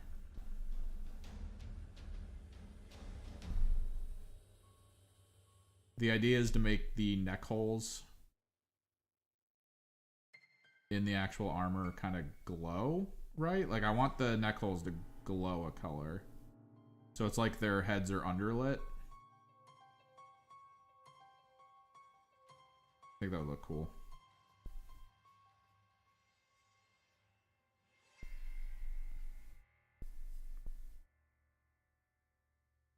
And yeah, just ton of money on hand.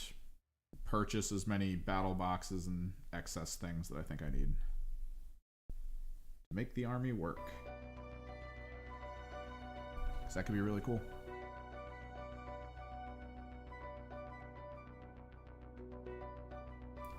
The plan though is for all the armor, like all the actual armor components outside of like the heads, we're going to paint them initially primed white. Maybe. I'm thinking if we want to emphasize like the top parts of the armor, maybe we prime them gray. And then we zenithal white with ink. The white ink that I use for lighting OSL and zenithal stuff.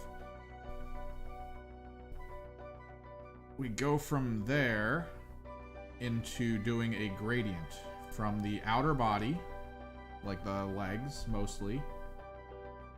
It'll be fluorescent purple. And then it'll fade to fluorescent pink. The idea is when we're ready to paint the trim physically, that the trim itself is going to be gold near the purple and black near the pink.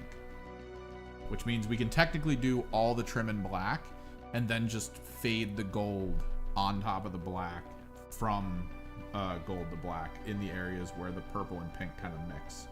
Since the original color of the Emperor's Children was purple and gold, I thought it would be cool to show them like fading into the new Emperor's Children.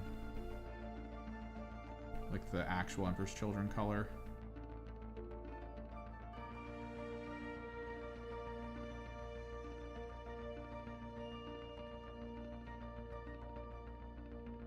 And I think the methodology is sound, because you always want a dark color under where you're painting metallics.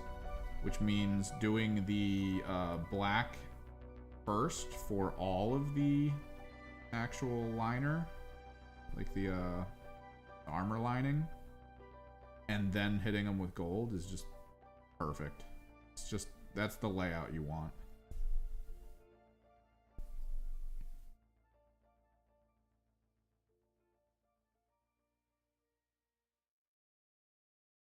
I've had people at the store tell me I should send stuff off to Games Workshop for their White Dwarf show-offs of like models that have been painted. I don't know how to do that though. I might look into it. Do I have to send the model in, or do I just take really good pictures of it and send it in? I think I have to send the model, right? I don't want to do that. I need my models.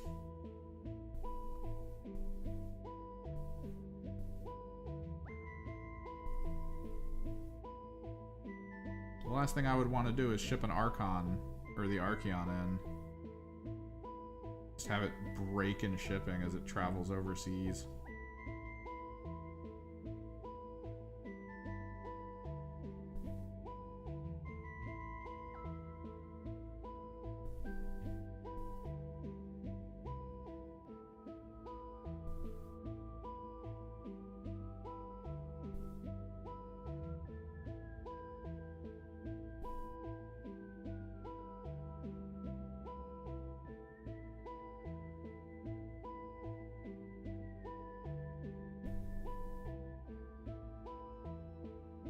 If I paint an extra, it's gonna be a monster. Like, that's the thing. I have 3 Mutilith Vortex Beasts. And, like, I kind of like them all together. Like, if I were to send those guys off, they would have to be sent off as a team. And I want to use them as the models. It's kind of one of those things where it's like geographic positioning is what sucks here. Because if I lived in the area where the Games Workshop, the Warhammer store, the Warhammer World store is, over in the UK, I'd probably walk in and be like, hey, check this out. Can I leave this here for you guys to potentially put in a White Dwarf if you think it's worthy? But to just be like, international ship, go! Feels so bad, man. Especially when you consider, like, my history with international shipping. I once shipped a commission piece out to someone in Germany, and it was like 2 months. It took 2 months to get to his house.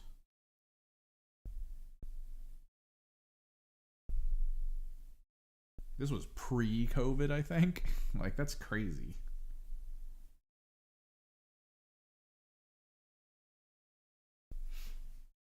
Is the music all done? I think it might be. Oh no, we're good.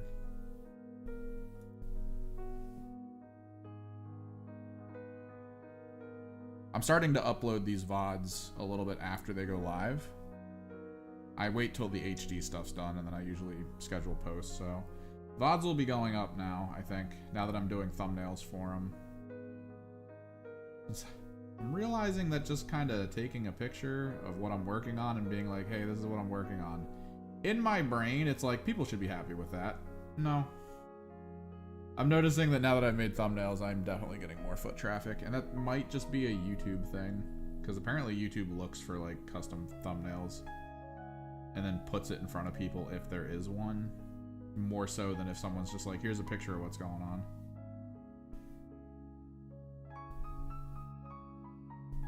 Such weird stuff, man. But I get it, I guess. Oh, it's gonna be 2:30 by the time we're done getting all the black components for the armor on these. And then we gotta make some decisions.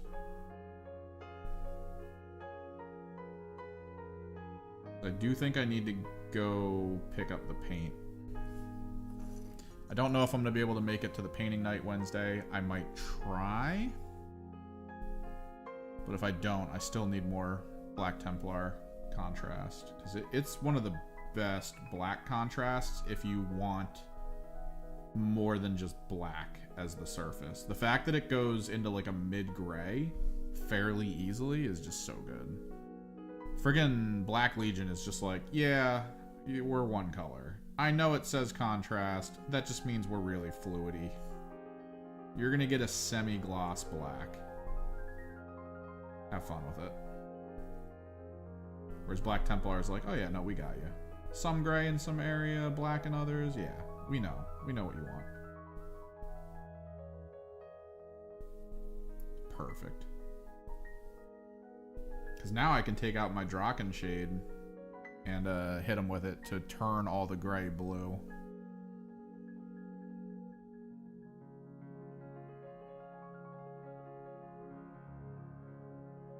Which I think I might try for. Still not sure. Jury's out.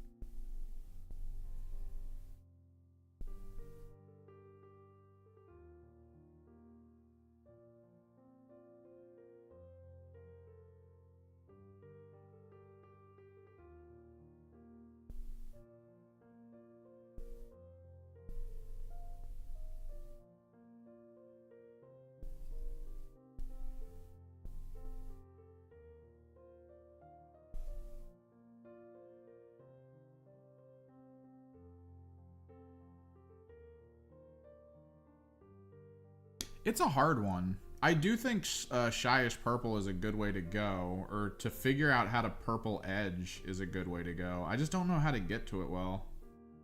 Honestly, it might be something like what we're doing here, where we hit it with a Black Templar contrast, and then you get, like, what is it? Druchii Violet, and then go over it with Druchii Violet to pull the gray into the purple. I don't know. I did see the purple in the image you posted, so that was cool. But it's a hard one, man, because that's normally what happens. When you do black armor or black anything, you try to choose what you want your highlight color to be. Most people go with like a dark blue, but I feel like because they're Raven Guard, and the idea of like a Raven is always like black with purple, I feel like it'd be better to purple edge highlight than anything else.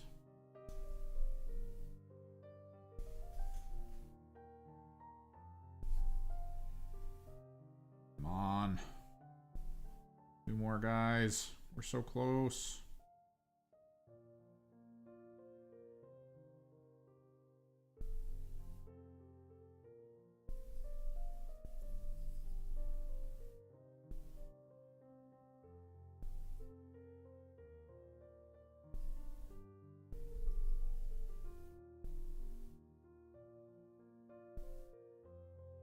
And then we also got to figure out the merch idea. I'm starting to realize that when I design an image, I start thinking about it from the perspective of what would look cool as a print on a piece of paper. And that's not how shirts work. So I'm going to need to dive as hard as possible into like what makes a decent graphic tee.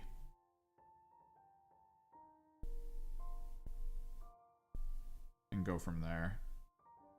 Because I'm starting to look around, man, and I'm realizing that a lot of people who want to do t-shirts and stuff and merch for their channels, they usually just do font.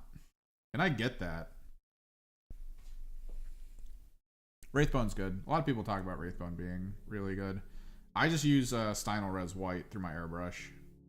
Stynylrez is weird for white.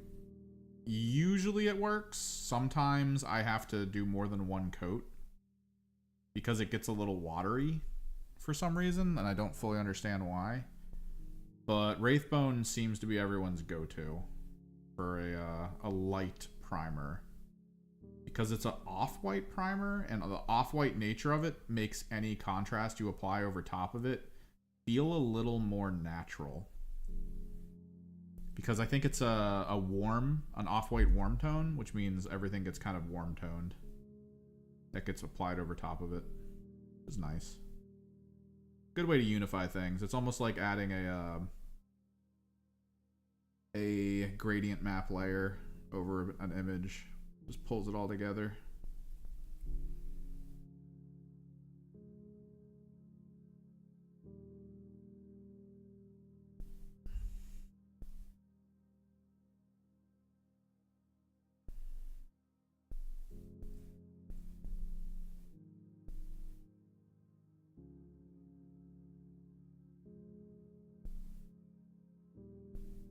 Oh, I know I don't... The Templar one's not going to work that way. I need to plan it better.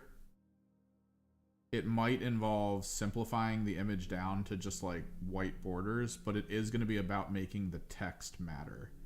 So I need to approach it differently, I think, than what I was doing, where I was going art then font. I think I need to do font then art. Like, the Don't Test My Fate font is going to be the framing for the artwork. So I need to, like, make it actually a thing, I guess, is the way to put it. Because I finished the artwork, I started moving the font around on it, and I couldn't find a way to put the font on it that didn't feel crappy. So at some point, I was just like, alright, I gotta try something different. So I went back to the All Is Fate one, where it's the change caster and the dice, and the idea is like reroll ones into ones, like that kind of concept. I think we might try something a little more like in your face basic with that one. Again, I feel like it's gonna end up being font primary, image secondary. Oh no, I have templates for the shirts. I've made shirts before. They tend not to... Some of them sell okay, but they tend not to sell well because it's usually just like an art print on a shirt, which doesn't always work.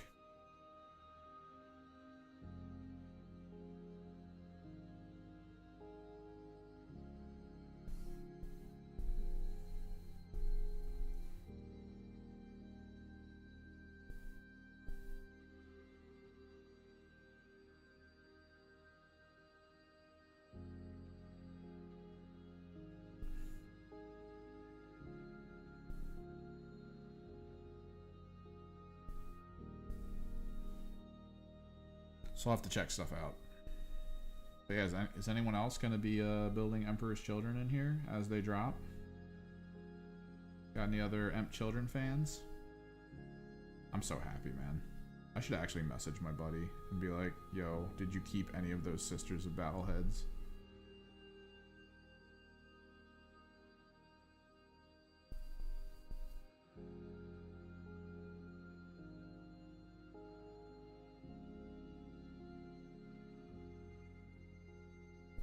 Spend a few days trying to master making like mohawks and braids and stuff with this green stuff so I can add them to them.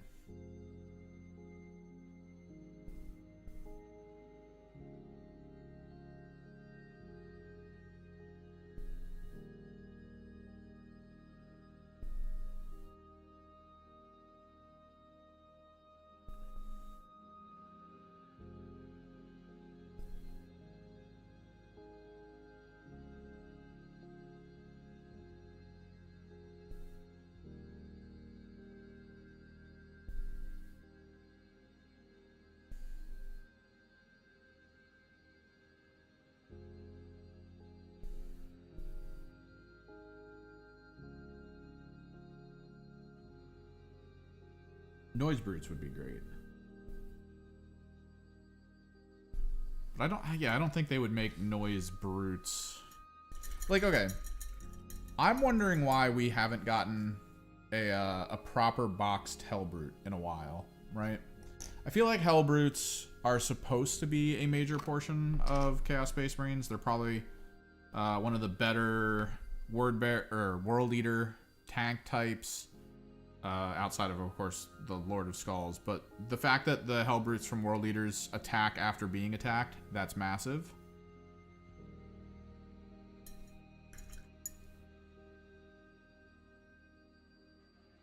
Like, I think they're good in a lot of ways, depending on how you use them. I think my approach with my my Hellbrute is going to be dual fists, dual heavy flamers coming in from reserve. Like, I think that's going to be his approach. Is he's going to be a backline brawler that's going to make your backline a little worried that in turn 2 I rapid Ingress him in, and then that's it. He's there, he's going to screw with your people.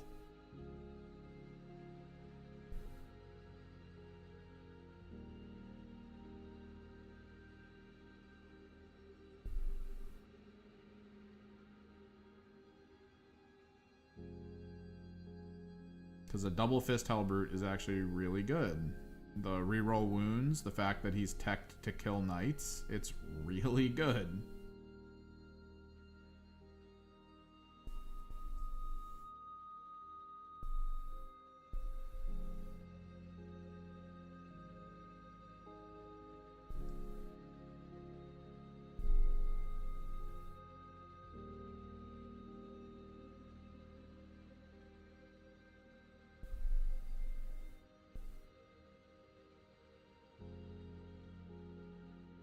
They're supposed to be Dreadnought equivalent. Back when I played in 4th and 5th, we had Dreadnoughts.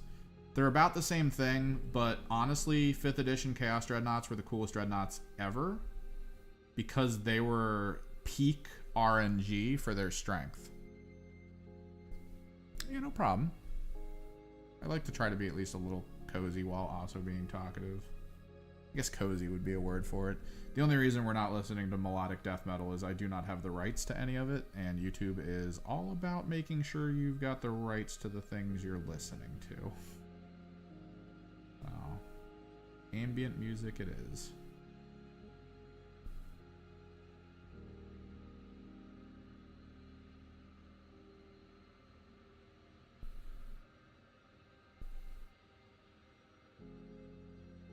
But yeah, 4th and 5th edition Dreadnoughts, amazing for Chaos. You had to roll. Beginning of every phase, you would roll 1 dice for every single Dreadnought you had on the field. Whole purpose. 1 dice, every Dreadnought. If you rolled a 1, that Dreadnought, I think when it was a 1, would, during the shooting phase, it wouldn't move. During the shooting phase, it would pick the closest target to it, fire twice. Right? That's what it is. Fire twice. Closest target, which included your own people. That was cool. 5th edition was the introduction of Run, where you could choose to move an extra d6 instead of shooting if you needed to get somewhere. So Hellbrutes, when you rolled a 6, would move full distance, were able to run, and charge. Charging at the time I don't think was rolling. I think you just needed to be within range, so the run was the extra distance you had to randomly roll for to charge with this unit. So you would move, run, charge, fight twice. I think. It was either fight twice or double your attacks and roll that.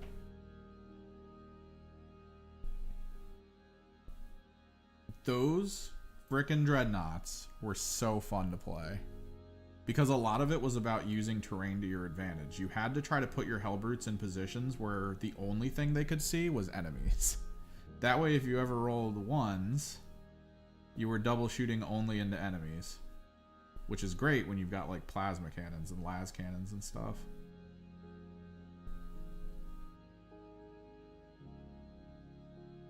But then they also had Dreadnought melee weapons, which were really strong, capable of killing most tanks. And if you rolled the Bloodlusty Charge, it was fantastic.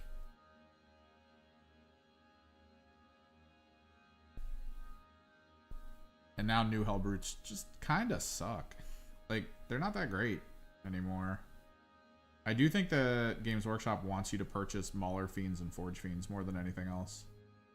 Mauler Fiends are fantastic. They're just big. It's kind of the trick. The best part of the Hellbrute is that it's small, which means it's easy to hide. I think that's the main thing they want you to focus on with Hellbrutes is like, I'm going to put this behind this building. You're never going to see it. And that's going to be the game, is if you get close to this building, this guy's going to just burst out of it and go, hey, how's it going? And kill you.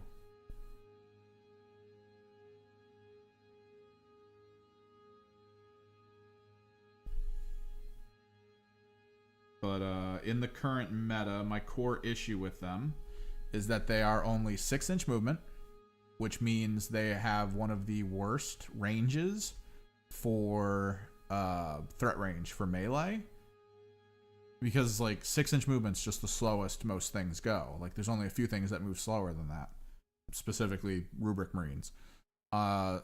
They can't charge after a run, so you're not getting the extra movement from run. They're not infantry, so if you're hiding them on the other side of a building, they can't then go through the wall of the building. So there's a bit of terrain requirement there where they need a path. They need to be like just outside of the obscuring border and then to then go through it, which I think most obscuring is 6, so whoever's they're charging needs to be almost on the other side of the obscuring wall. Which, that's not normal to happen. It makes for bad threat range.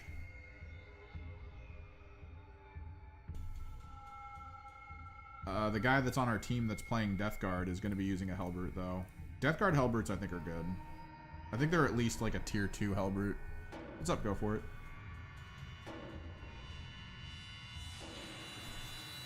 In my opinion, World Leader Hellbrute, top tier. It's almost a toss-up between Chaos Hellbrute and Death Guard Hellbrute for tier 2. The Chaos one being able to get a ton of benefits from the Mark of Chaos stuff that it does. It's good. But the Hellbrute for Death Guard priming a target with reductions in its stats, that's really good. Like, I honestly think the Death Guard might be tier 2 straight up, with being just under it, the Space Marine Hellbrute, or the Chaos Space Marine Hellbrute.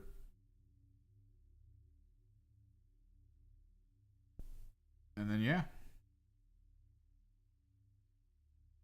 Then we have 1,000 Suns, which, if I'm being real, it would be like World Leader number 1, Death Guard number 2, Chaos number 3, Empty Chair number 4, 1,000 Sun number 5. Like, let's be real.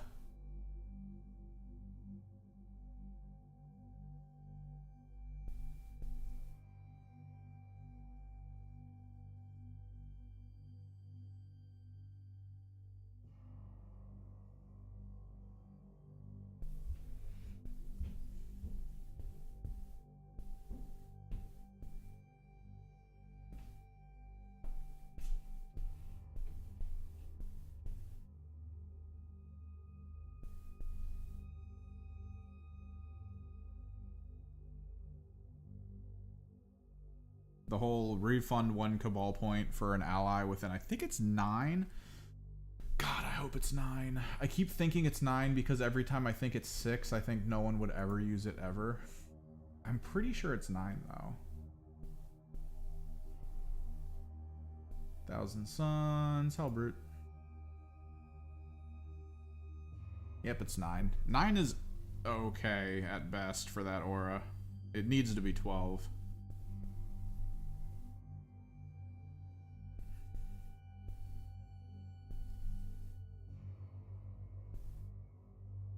Either that or make it so that allies within, you know, like 9 inches of the Hellbrute get +1 to their invulnerable saves. That would be wild.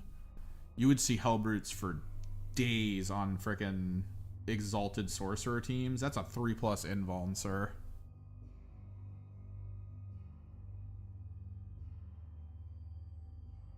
Frickin'... That list for me would be Hellbrutes, Demon Princes on foot, Exalted Sorcerer, Rubric Marine squads. 3+ invulns on the Demon Prince, 3+ invulns on the Rubrics and Sorcerers, and then a 4+ on the Hellbrute, making the Hellbrute the core target. Like, you need to kill the Hellbrute, like, ASAP, or you're not killing anything in that area. Which means you're firing on a Hellbrute at -1 to hit. What kind of melee? That's the trick. What kind of melee? Anti-tank melee. Is it tanks? Is it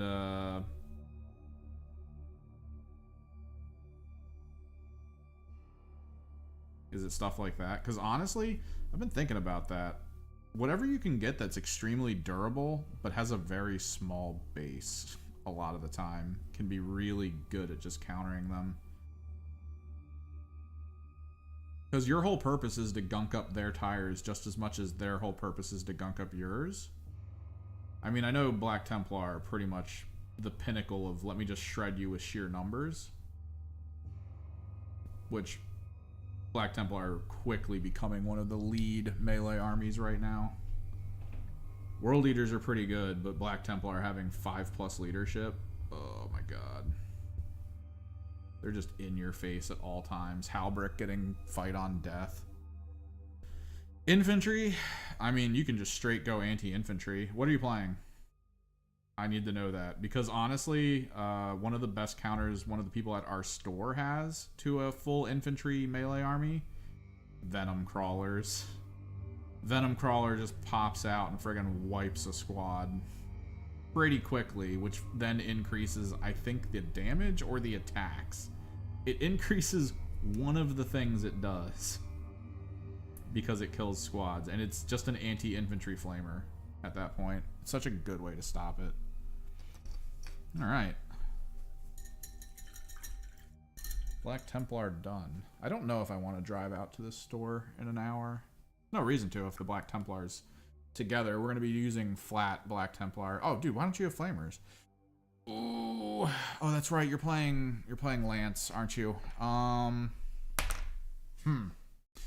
Okay. So I'm guessing you have an opponent that's really strong into you because he's a tank. But I feel like I'm missing some other information. How does he approach you? Is he using armored vehicles to get to you with his melee and then dumping them out and then getting to you?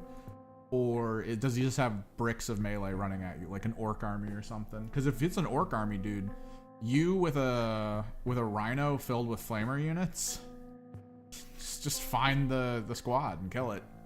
Get within the 12-inch range you need to be within with all of your squad people, flamer them. And then what's going to happen is he's going to move it towards that squad with whatever's left in the following turn, overwatch them. They're dead. So the biggest issue with a lot of melee, again, Black Templar, because Black Templar usually run one Land Raider at least, is you need to be able to bring down the transport that they have on field that they're going to try to use to get into melee with you.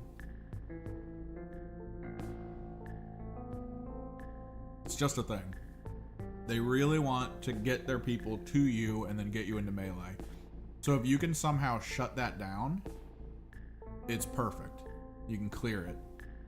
Other than that, oh man.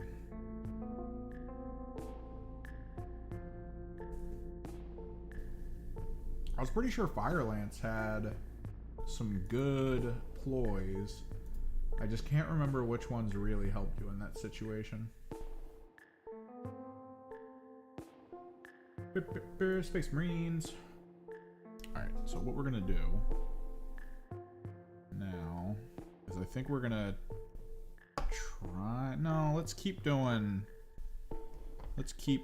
out stuff with base colors. Basilica Gray we'll do on all mechanical components.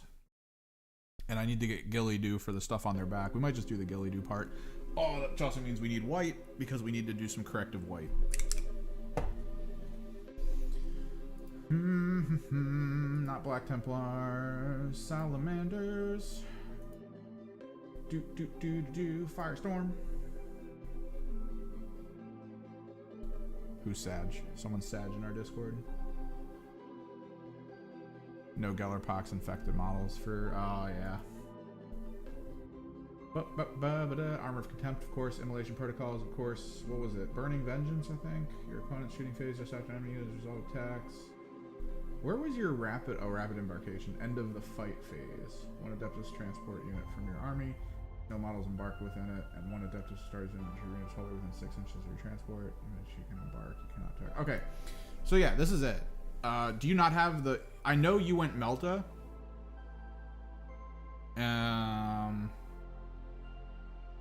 I know you went Melta. You don't really have anti-infantry people though. Like you don't have the flamer people. And remember that the bonus strength you get is applied to your bolters as well. The +1 strength is on all your bolters.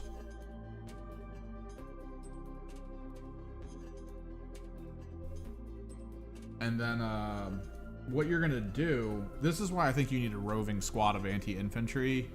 It's hard to balance because this is the problem, right? You're gonna need to balance anti-tank and anti-infantry in like a way that you like, because what you're gonna want is a Rhino with 4 flamers in it, or an Inferno squad or something. Can your Inferno squad go into a Rhino? I don't know enough about Space Marines. I know you have like tiers of transports. HIJ, infiltrate Infernus. Is that the squad? Is this the right squad, or is this the ones that...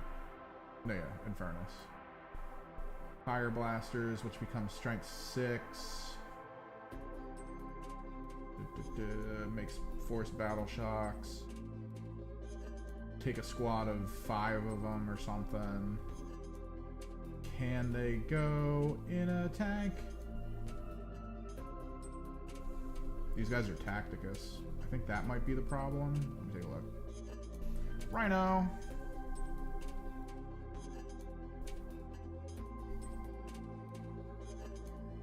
Transport 12 Adeptus Astartes infantry. Cannot do jump. Terminator or Tacticus. Wait.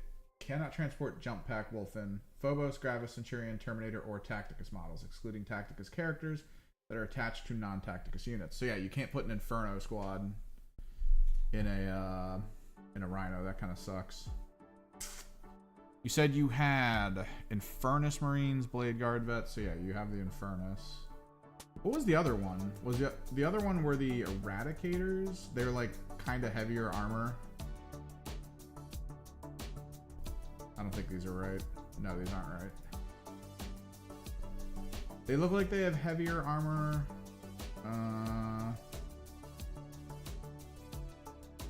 Not Hellblasters. God, you have so many units. Screw you for playing Space Marines and having all the cool stuff. Is it Desolation?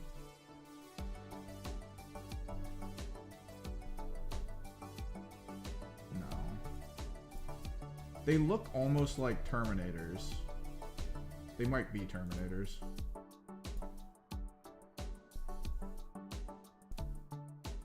Terminator Assault Squad, maybe. No.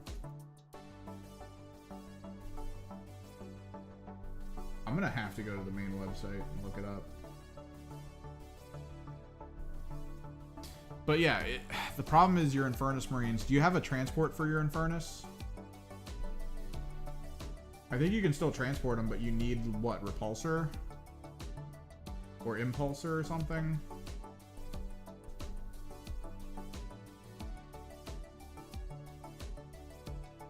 Yeah. Capacity of 6 Tacticus. Do you not have an Impulsor? You're thinking Aggressors? Let me take a look at them. Aggressor Squad. Yes, Aggressors. Flamestorm Gauntlets. Every model is equipped with Flamestorm Gauntlets, Twin Power Fists. These guys are great at melee and great at just generally killing stuff. Each summon model in this unit makes a ranged attack with the targets. The closest eligible target improve armor pen characteristics. Do you have Aggressors? Or do you not have Aggressors? You only have the Infernus? These guys are Infantry Imperium Gravis. You have a Repulsor Executioner, but not an Impulsor Transport. Huh? Repulsor Executioner, though, is good.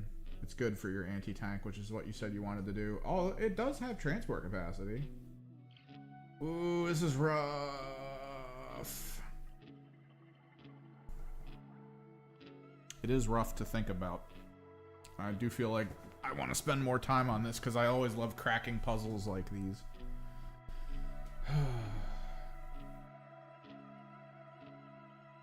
This model is equipped with Heavy Onslaught Gatling Cannon, Macroplasma, Repulsor Executioner, Defense Array, Twin Heavy Bolter, Twin Icarus. What can it change?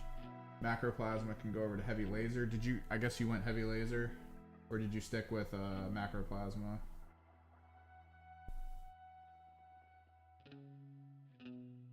probably went with heavy laser because you need anti-tank. Like real anti-tank, serious crazy anti-tank. Although Macroplasma has the ability to potentially be good anti-tank. Model can be equipped with 1 Iron Hail Heavy Stubber, which, sure, and then 1 Icarus Rocket Pod, which will most likely be on it.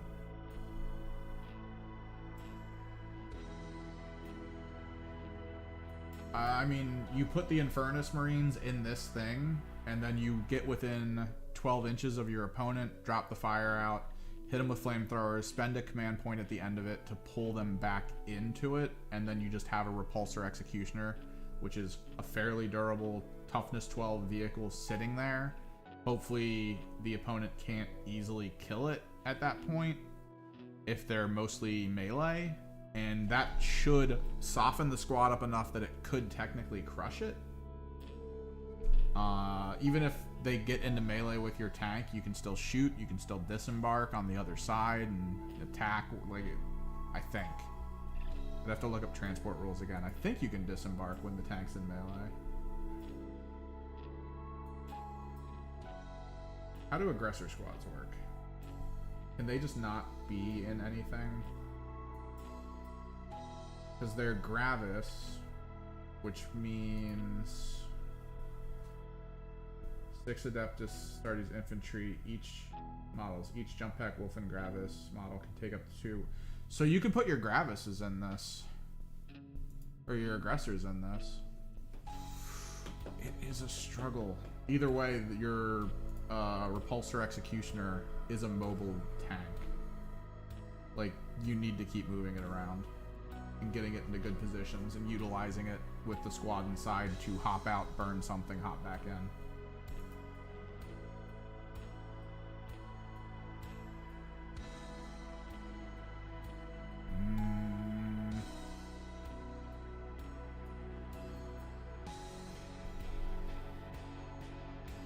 Repulsor.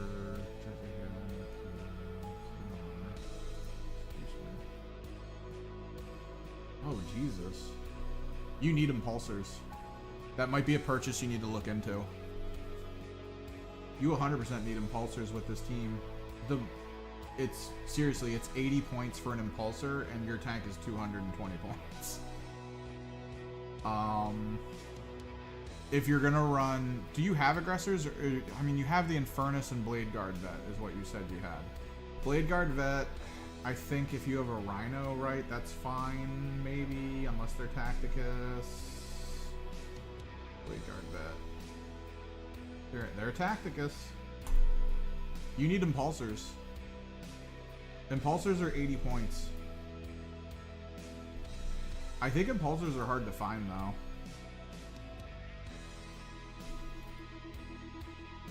But yeah, you need impulsors. For 80 points, a toughness 9, 12-inch movement, wounds 11, OC2 tank is actually not bad. The movement 12 is huge. Use this to disembark from your transport after it is advanced. Units that do... Oh, dude, you can advance and charge with this thing if you want. You need an impulsor. You need multiple impulsors. I would put the Infernus squad and the Blade Guard Vet squads and any aggressors you have in impulsors. Because there's a thing in the game now. And seriously, like, if you have an aggressor squad, an Infernus squad, and a frickin' Blade Guard squad, impulsors. And then, like, that's the new system, the new meta, the new issue in the game is in armies that have tanks. The thing is, you have to do 2 things, right? You have to then target the tank and then have something to kill the unit inside. That's not common in people's lists. Normally in people's lists, they exist to have a really strong shooty unit that can either go tank or squad and get the kill. So what happens is, in this situation, they have to then use that strong shooty squad to kill the tank. The squad comes out. Now this squad cannot shoot the unit. So it's kind of a waste. And that's kind of how this works. That's the whole system of how this works. And the best part is, when your impulsors are sitting on points and someone runs around the corner and is like, all right, I'm gonna shoot you with my melta-guns, and you get super lucky and you win, you have a command point function that makes you go, oh, cool, thanks for shooting me. I'm spending a command point, I'm hopping out, and I'm hitting you with flamethrowers. So you get that, like, two-stage fun, right? Depending on your command point functions for, like, what you're able to pull off.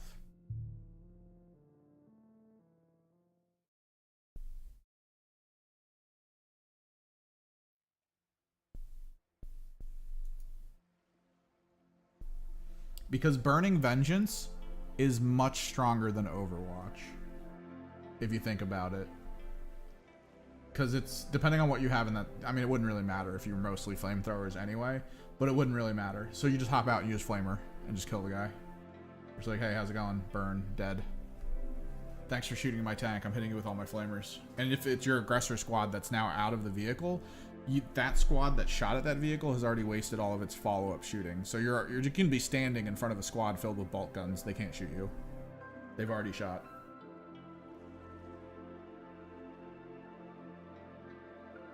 I think I'm gonna work on corrective white actually first. Land Raiders are good, but I honestly think you're okay with impulsors. You need more speed, and impulsors are smaller.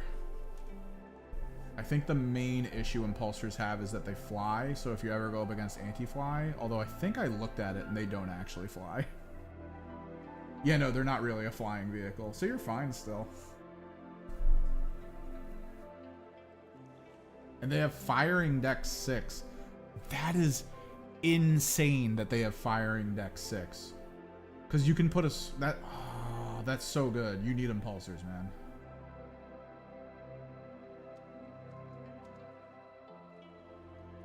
Repulsor executioners don't have firing decks. Impulsors do. You don't even need to hop the people out when you move around. You can drive up on someone with an impulsor with Infernus Marines in it, unload all the Infernus shots, which, by the way, so even though the squad inside won't gain any benefits from what they are specifically with their attacks, so they won't trigger the battle shock thing that they normally do as Infernus Marines, the vehicle itself is still an Adeptus Astartes vehicle, and the weapons being attached to it through firing deck are now weapons it has, which means they still get the benefit of your faction passive. They still get the +1 strength. So they're still good. And your people don't even have to get out of the vehicle at that point. You just drive up on someone and hit them with flamers. And you're good. Have fun. You can't use the flamers in Overwatch, though. Remember that. Which is why you probably want to hold on to your command points for your ability to hop out of the vehicle and then flamethrower someone.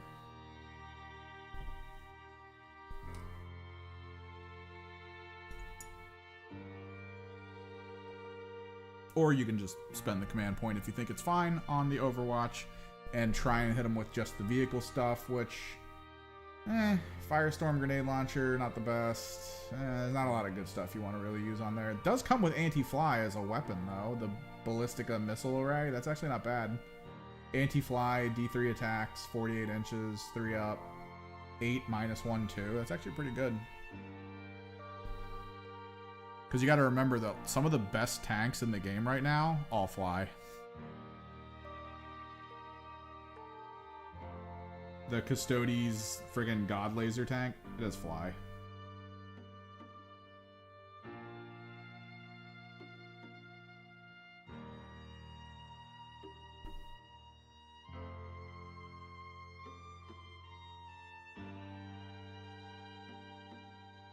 Pretty much every Primarch has fly. For Chaos.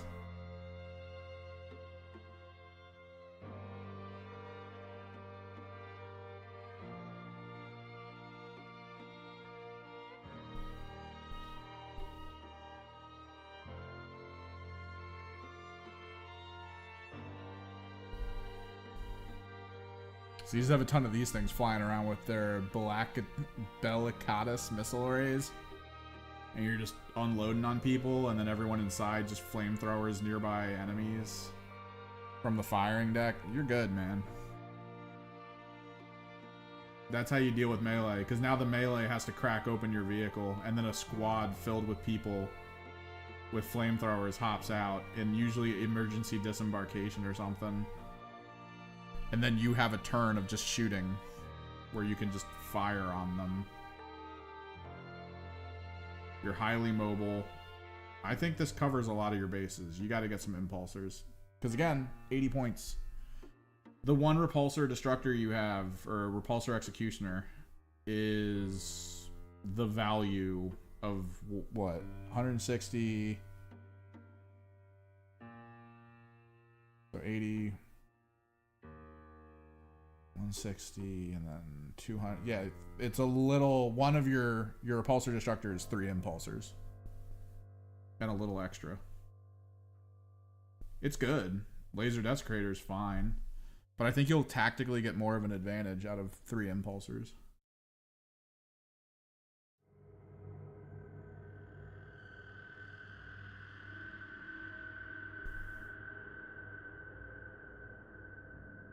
Might be worth thinking about.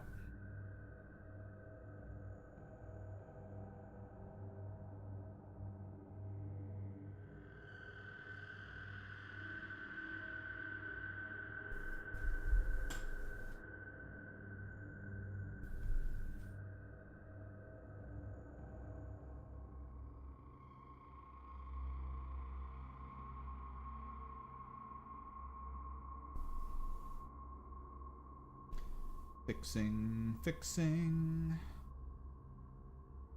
I do like Pro Acryl White for a fixing white. It's pretty opaque. It goes on very smooth, very flat. Pretty good.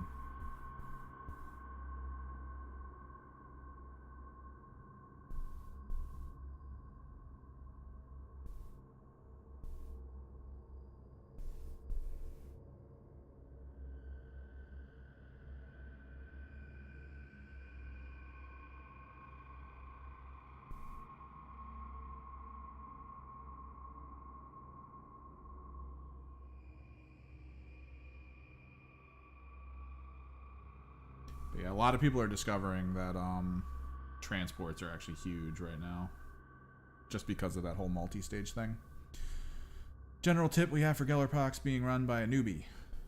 Good luck. General tips. So something I've noticed, insects, right? The use of insects is actually very important in the Gellerpox. Normally you want them to move as a unit, and then you kind of treat them as a one-off melee damage thing. So what you'll do is you'll usually run flies, because flies have fly, or you can run fleas. It's usually like 2 fleas, 2 flies in that situation or something along that, or like all fleas.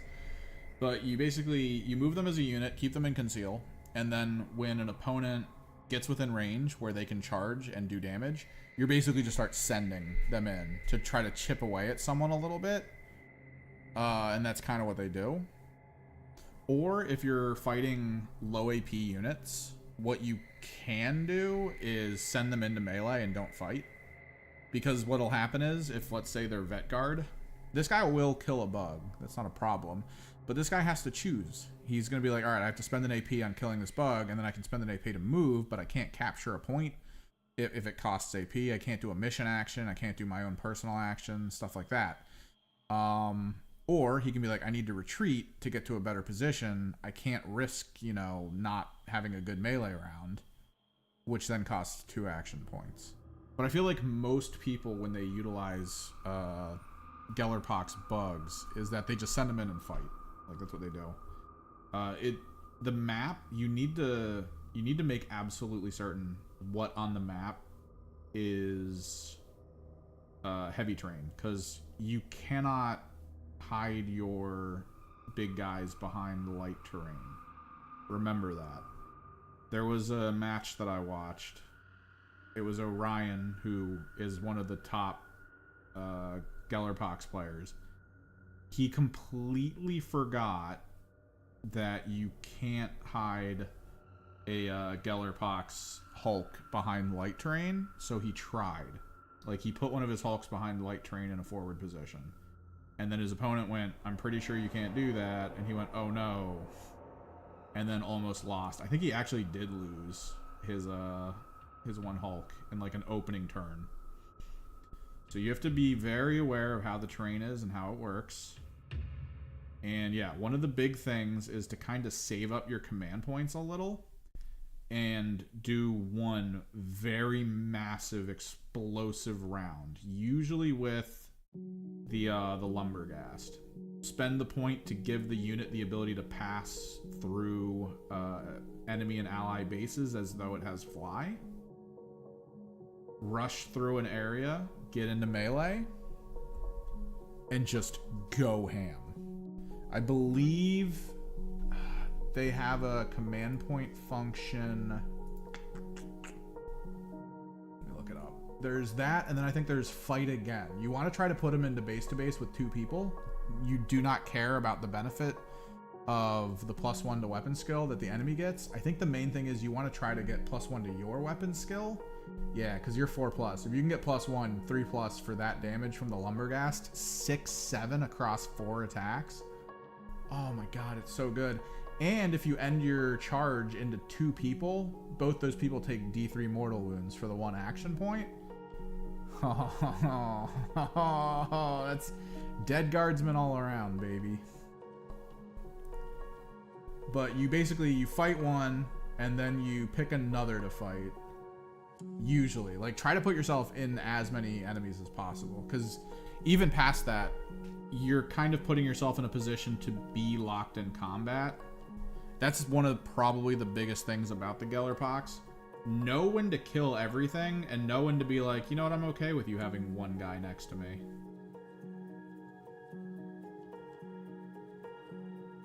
Like, if you manage a charge into 3 people, and one of them is already gone for the turn, kill 2 that haven't, and then leave the one alive that moved. That way he can't reactivate till the next turn. You're safe, for the most part. Like, tactical hugging, massive in Gellerpox. Because you can't use people as cover, but combat still prevents you from getting shot. Just how it is.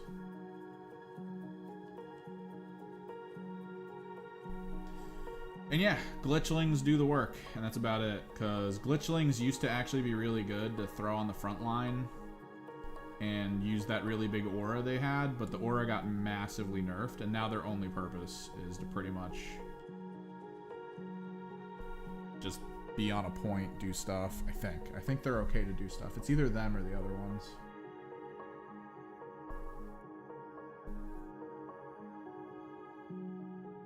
Yeah. You just throw a glitchling on a point. It's always treated as having conceal, so as long as there's cover, it can just keep doing what it needs to do. The bugs, yeah, the bugs pick a target and then put a lot of pressure on that target right away by just doing initial damage. And you just hammer someone with them, like right off the bat. You just chuck them at someone. Like if I'm trying to frontline as an intercessor, an assault intercessor into you, and you manage to get the bugs on me because of positioning, and you just do like 5 wounds to me from the bugs, like that makes me not have a good situation going forward. Because if I charge you and fight you, usually in that situation your Lumberghast isn't going to take as much damage as I would like from my melee potential, which gives you a huge advantage by basically saving wounds on your big guy by being able to kill my stuff faster than I would want you to. It's useful against little things. It's useful against elite. It's just generally a useful way to approach how you're going to fight stuff. And yeah, I think the bugs support. I think they provide support. They just can't. Music's over. Hang on. They can't do missions, is their big thing. Curse mites. No, where's Vermin?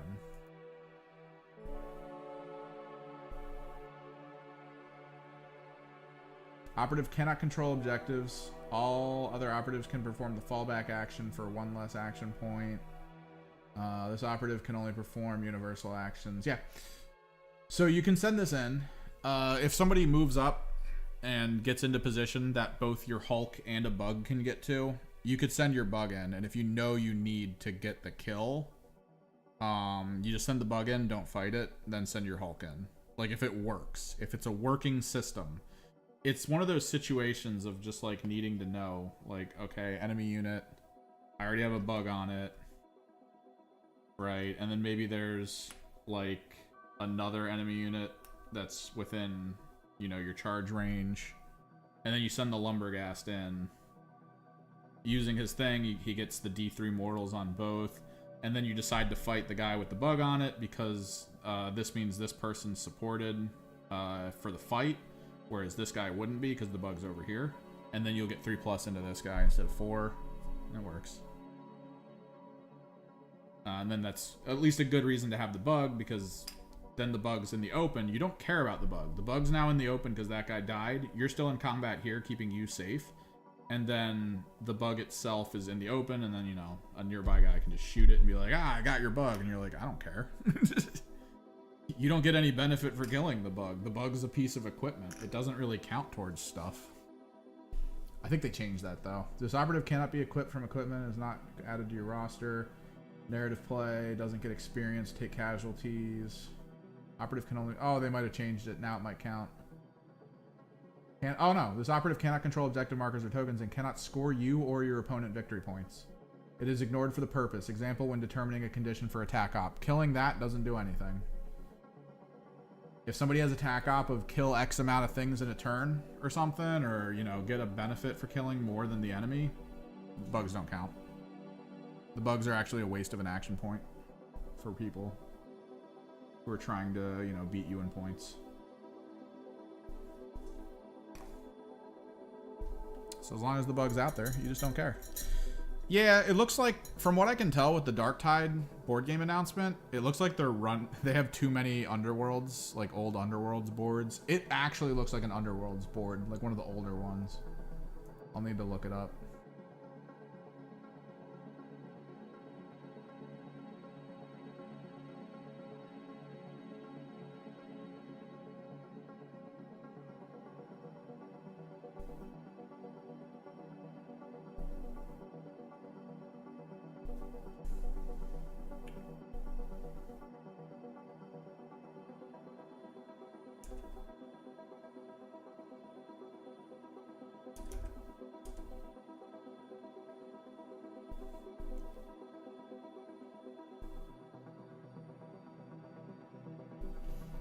Scrolling.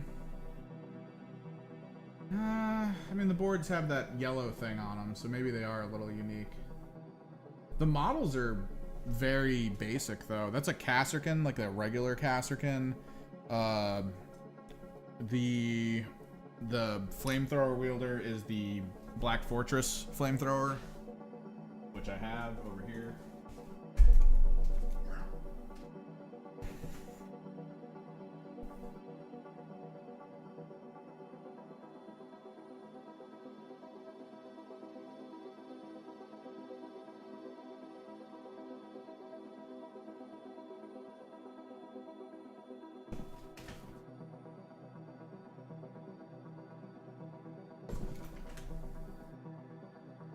So they're giving you basic models that I think they're kind of overwhelmed with. Like, that's a Imperial Psyker. That looks like an old Ogryn model. Those are some basic Poxwalker models and some basic Trader Guard models. And then the board itself...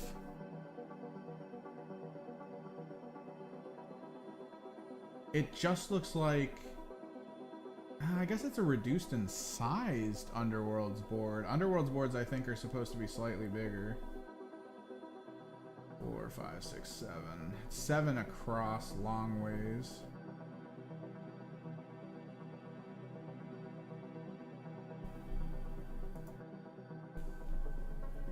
One, 2, 3, 4, 5, 6, 7, 8. It's one shorter than an Underworlds board.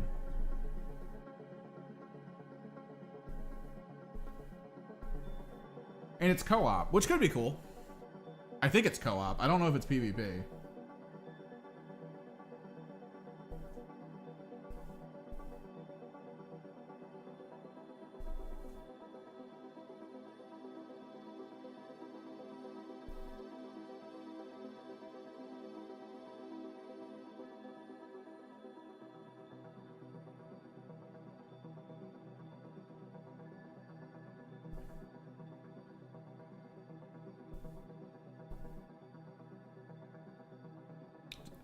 Are they good models for Blood Bowl? I was at the store. They had the Gnome Blood Bowl team that was like a badger, a fox, a goose.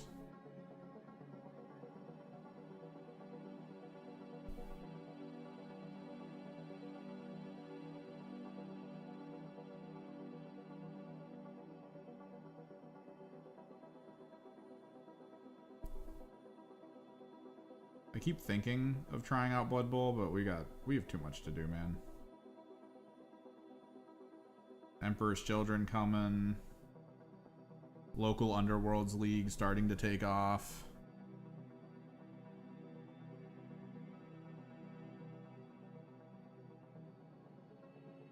Got merch to design. Not just for us, but the local league wants a shirt to represent like us as a group. I kind of want to just make one to surprise them.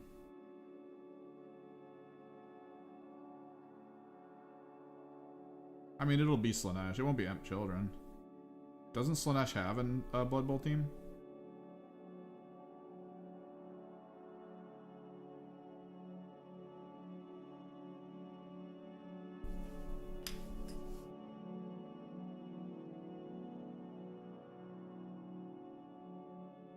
Blood Bowl's weird though. I didn't know, like, apparently I know in 40k chess clocking and stuff, and even Kill Team, chess clocking is sort of a thing you're supposed to do. Like, you definitely want to look into it. I might actually buy one next week to make sure I have one on hand for the 4-player tournament.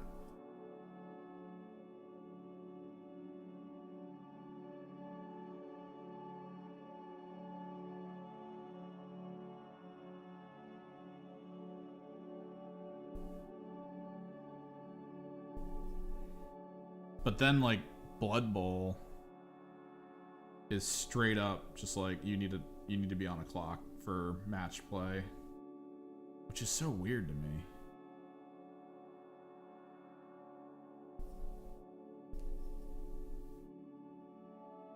Or at least that's what my one buddy who plays kind of local Blood Bowl says that they do. Every round, every action has to be on a clock. That way it sort of adds that having to think quickly on your feet, because if you run out of time, you can't really do much anymore in the round.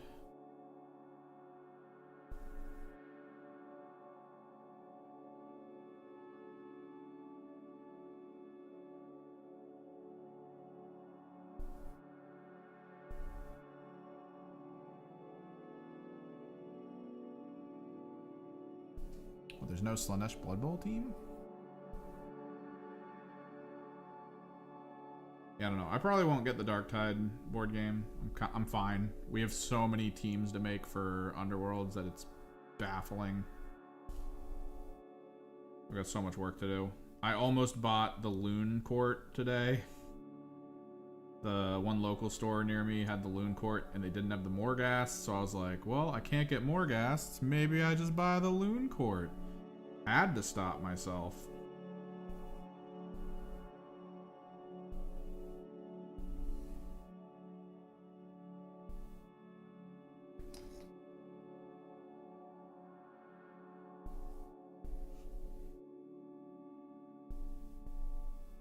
The Loon Court sound really interesting. Apparently you're supposed to give units quests at like the beginning of the round or something, and they have to then do it, and you get like points or something or benefits for them doing it.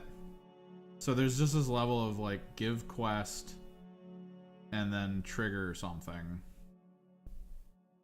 That's kind of why I like Ephilim. Ephilim is just weird like that. The idea of I get 2 benefits that I select, and then there's 2 negative effects that you select kind of situation. And you can technically, the way Ephilim's like deck, the Rivals deck is put together, in essence, is a way to like trick you. So I usually pick a board that has, what is that? That has the stagger circle in it near one of the spawn points, the placement points. I'll then get to the point where the person I'm playing against has to push one of my units, and they'll be like, oh, I'll just push you into that stagger square, staggering your unit. That way you have 1 staggered unit I selected, and then 1 pushed unit that's now staggered. And I'm like, yeah, that's cool. And then, you know, first round starts, and then I put a card down that says if I have 2 staggered changers, I get a token. I get points. And it's like, what? Oh. It's just so funny. It's like stupid and funny. I don't know. I love it, personally.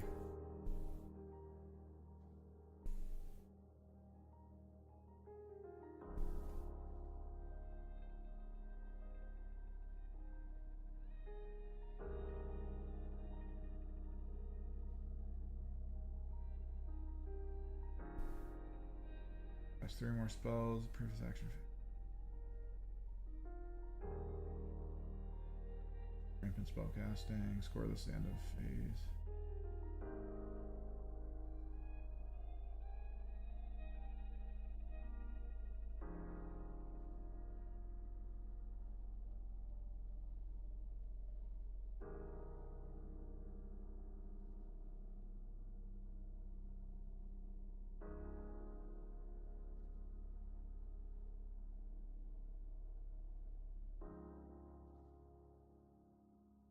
Wait, did I just get another nerf? Wait, is this new? Dude, they just rebalanced friggin' Underworlds.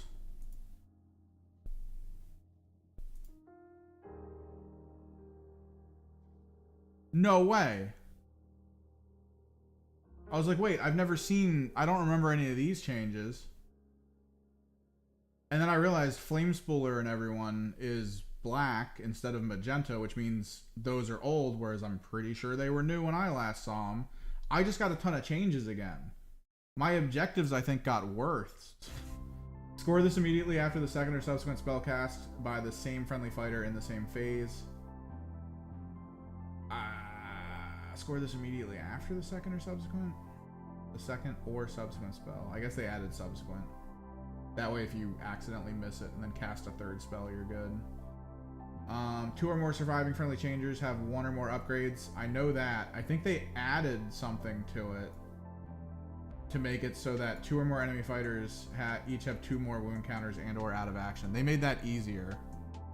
No, not 40k points. Underworld's got an update literally today.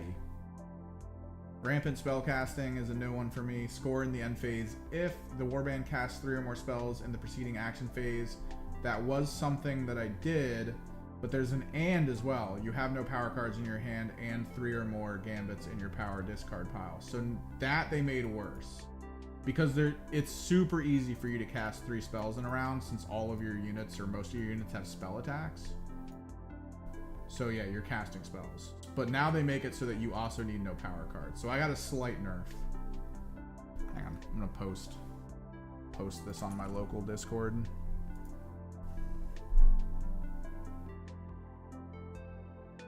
Steel Miniature will be released alongside White Dwarf 500 next month. It will be available for limited time only. What's more, he will receive Legends rules for Warhammer Age of Sigmar alongside rules for Cursed City, Warcry, and Warhammer Underworlds. There will also be a section of special battle plans and scenarios in the magazine.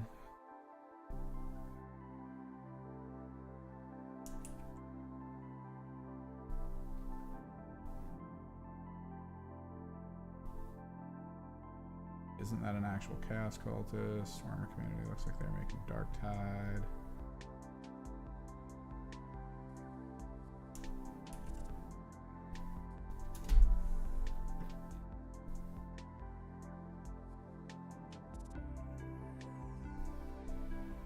Oh yeah, they're bringing back the core White Dwarf character.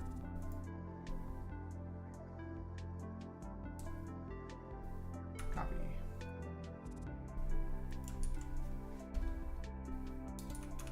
Underworld's data slate apparently dropped today.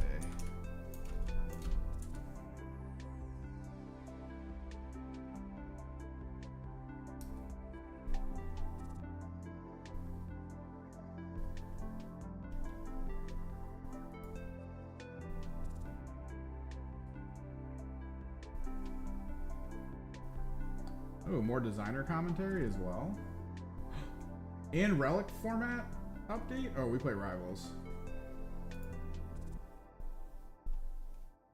Data commentary. Dagnar's stab lads. Are face down schemes removed at the end of the phase? No. Universal cards, malevolent masks. A lot of questions about universals.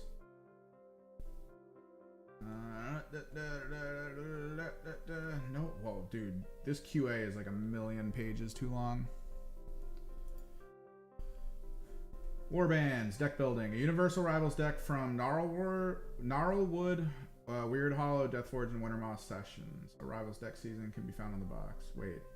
In the Rivals format, a Warband must have one of the following. A Rivals deck that includes cards from the Warband symbol. Yep. A Universal Rivals deck from the Gnarlwood, Weird Hollow, Deathgorge, and Wintermaw. I think they might have removed one. That's why that's there now. Where cards have been printed in more than one product, there are assumed to have the wording of the most recent version printed. Okay. Boards. Oh, they added Wintermaw. Wintermaw just dropped, so Wintermaw is now part of Rivals. Okay.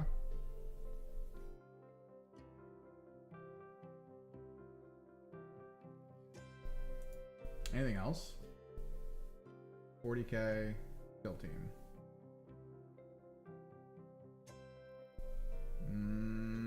40k still chilling. Kill team still chilling. Not even an update for the Nightmare and Mandrake stuff for freaking just the Nightmare stuff, because they gave us Blades of Cain, they gave us the Scouts. I was trying to figure out when we're gonna get the Mandrakes and the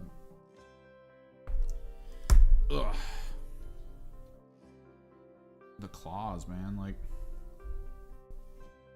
I guess it took them like a couple weeks to eventually get us the rules just in general. Oh, we probably got a bit.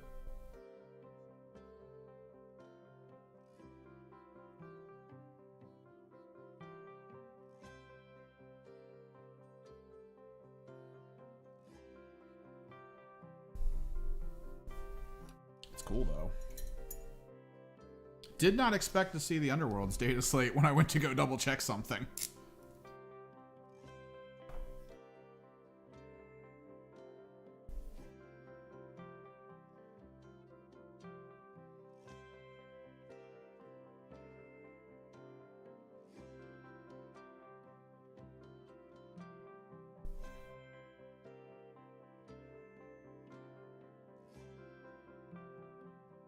I'll have to compare notes though. Can be a big thing.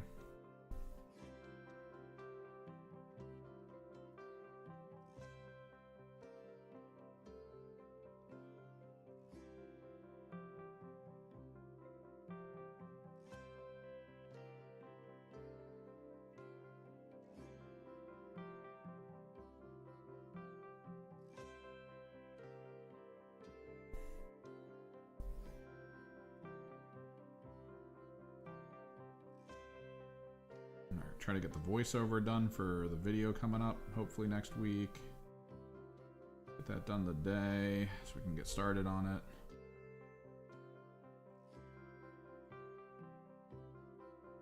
I can start going through it, figuring out the B-roll that I need, and then coming back over here, trying to rapidly get B-roll to finish it up. I know I'm going to want to do a bunch of the stuff with the knights that I have already. And I got to get a lot of B-roll of like panning shots of parts of the Castigator. Because I think I just have like general stuff for the Castigator, but I need to do like very focused, very singular things for that Castigator.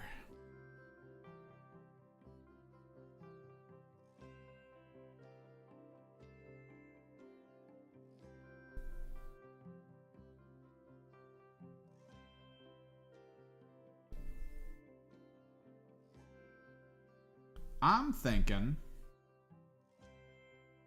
do we do caution chevrons on the lasguns? These are lasguns, right? Or are these auto guns?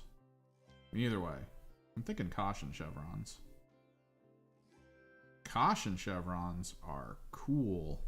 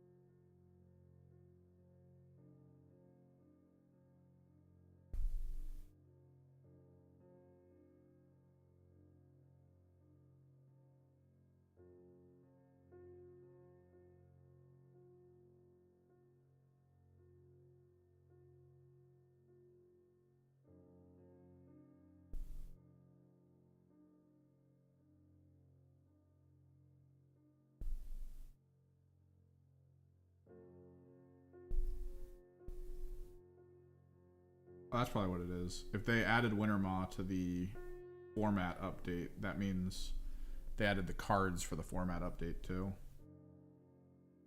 Dude, Underworlds is fun. I actually want to figure out a way for us to kind of play it, but not really, because I mean, I'm gonna know what cards you have.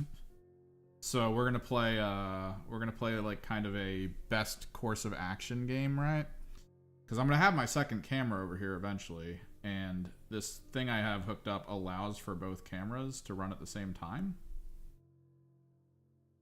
So I'm kind of thinking that we do a thing where, like, I'll put the cards down to one side so you know the cards you have and you know the cards I have, and then you see the board state.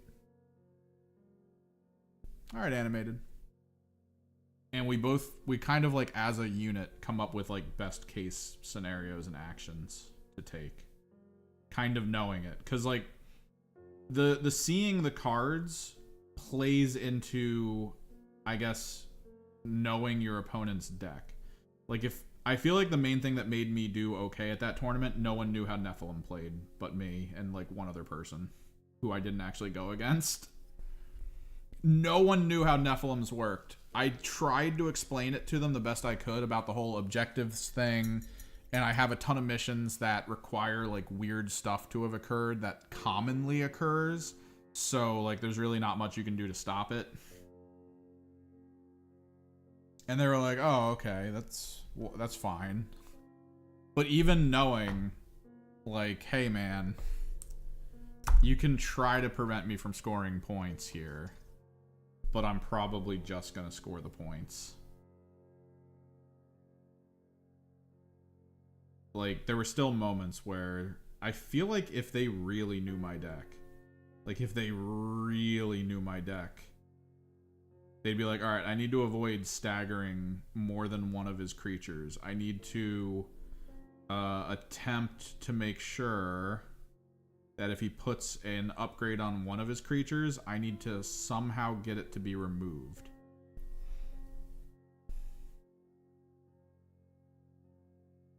Because, like, I was able to take some guesses at my opponent decks. Like, the last action one of my opponents took was he sprinted one of his ghouls across the field and onto one of my objectives. Like, that was his last action. The problem was my fish was nearby. So I was like, all right, before the end step triggers, my fish will use his ability, which makes me move one of your units 2 spaces, which I moved him around my fish 2 spaces. And pulled him off the point. And he was like, no, my score. That was a wild game. Like, it was so low scoring. Everything I tried to do to score just kept failing, and then my opponent couldn't, like, get into the places he needed to be to score. Because I was, like, constantly blocking him and moving him places. Seriously, by the end of it, like, turn 3, it was like 5-8. One of the lowest scoring games I saw at that entire tournament. My second game, though, I was told that I was like number 2 for score at the end, and it was literally that second game. I feel like I almost scored every single one of my objective cards by the end of it.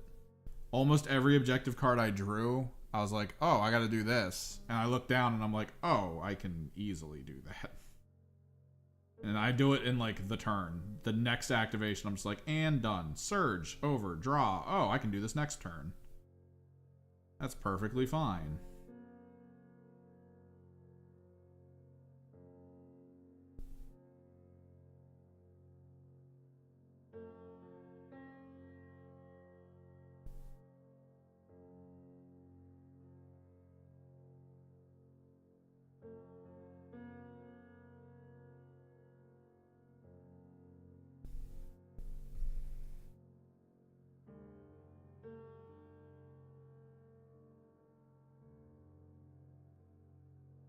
I was scoring my double points, no problem. I didn't get the 1 triple, though, that you get.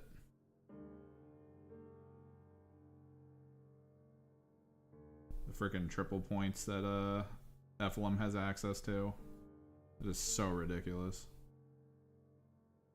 Be on objectives that equal 9 points. If it's 3 objectives total that equal 9 points, get an extra point.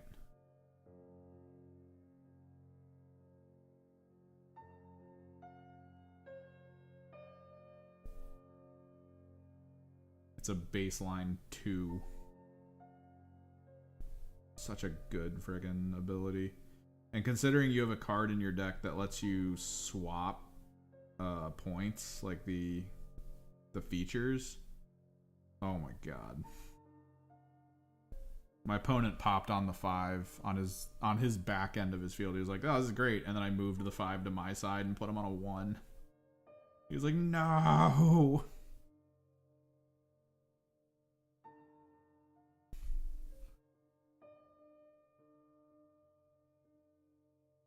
I think that was like a 16-8 or something game. That was so wild.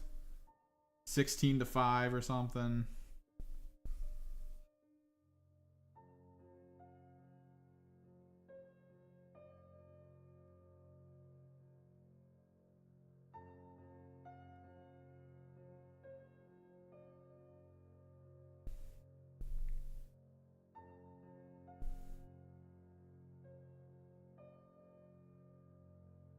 Such a wild game.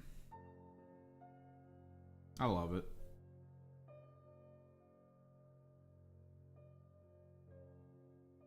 Apparently one of the people that goes to that store all the time. I've seen him there almost like every day. He doesn't really play AOS or 40k. The only thing he really plays is Underworlds. He spends like a ton of time painting the models. And, like, his team looked really good. Lots of fades, lots of, like, beautifully crafted lighting, like, perfectly toned flesh tones. So good. So amazing looking.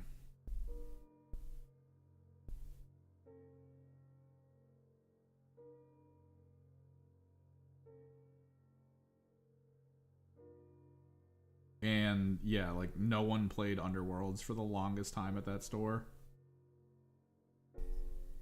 And now a bunch of us are like, hey, let's just have Underworld stuff on hand for when we want to like play a couple casual games in a day. Cause it's cool to get a whole 40k game off all at once. Like just going, getting a 40k game in, being done. It's great, you know.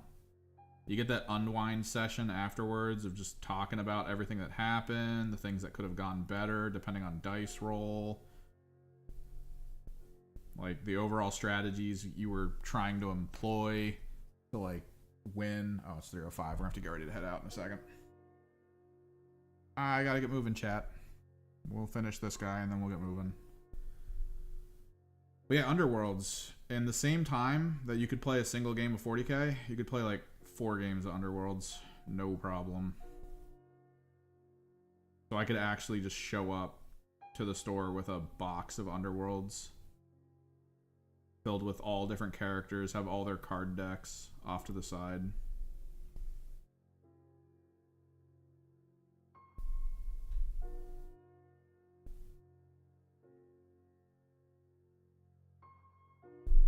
And just rotate. Play around as Ephilums, try out Mogrogs.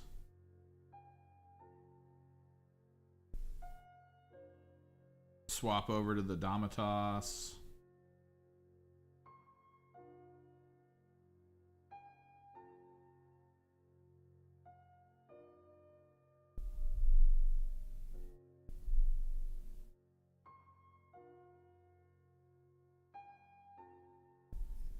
You know, get that flavor and experience a bunch of different play styles. First person I went up against was Daughters of Cain. That was my asterisk mission because I completely forgot I couldn't put objectives near each other. Ugh. Thought I knew all the stuff. Did not.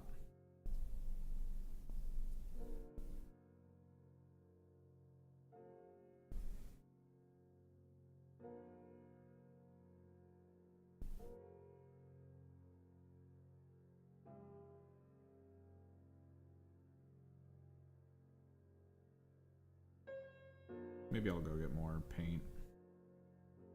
Give me a reason to take a minute before doing my voiceover. We gotta finish painting his belt black too. Apparently I didn't paint the front part of it black.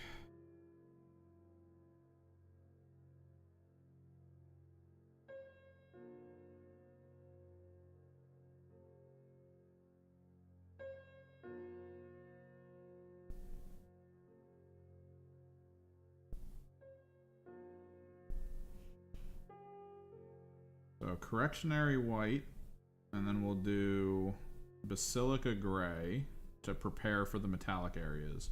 I do think I want to do chevrons because I like chevrons as a general detail. That's why I love Iron Warriors.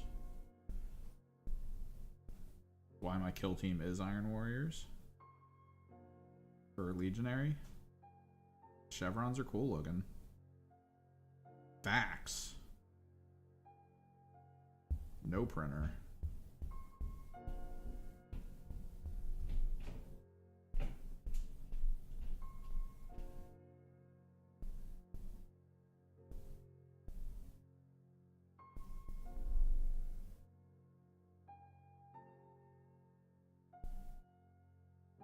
Okay, we'll have to pick this back up Thursday.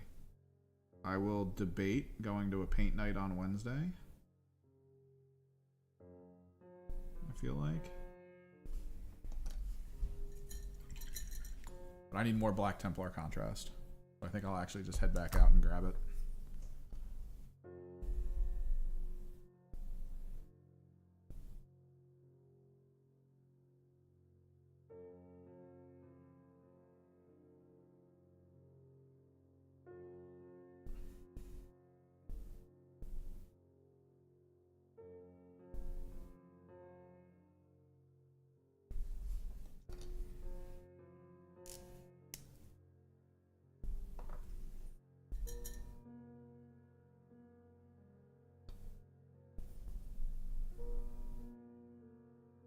thanks for hanging out. Just a reminder, I am posting these VODs up now. Now that I do thumbnails and stuff for them. They will be posted up within usually a day or two of release. I'm going to attempt to update the Discord to a community Discord. That way we have a better gallery to work off of. I think I can turn up the brightness on these finally.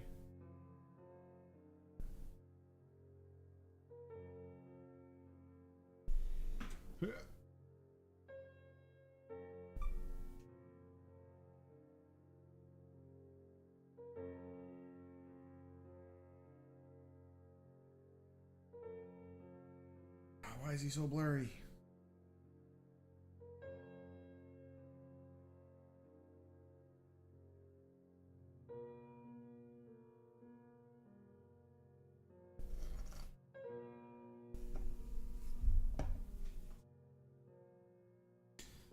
Because, yeah, we gotta do that.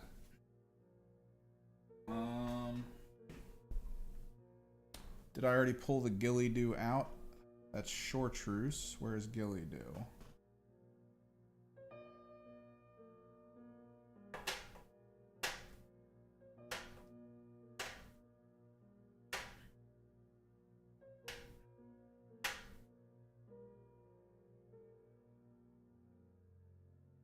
Ah, found it.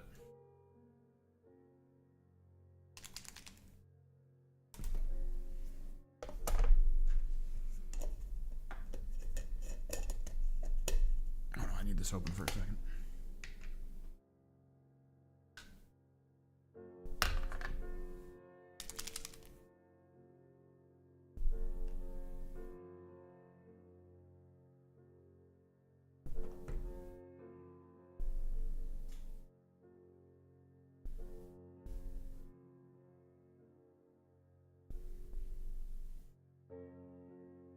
And this is why you do the fixing white. Because Gilly-Doo would look horrible if it had like an undercolor of like black or yellow or something. I could get away with the brown leather color over top of the green. I'd be fine with that. But a color like Gilly-Doo needs to be over a completely white surface. Which I think all of their wrapped cloth on all of their different backpacks.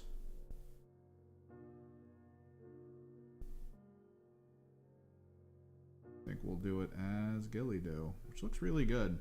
It's actually a really good orc skin tone.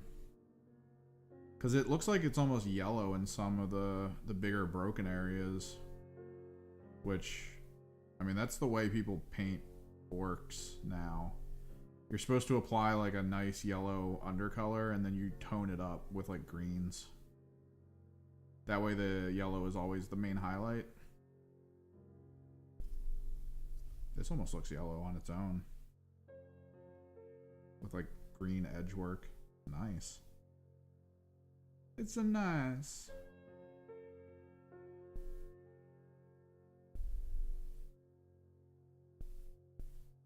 But yeah, Gilly-Doo, baby.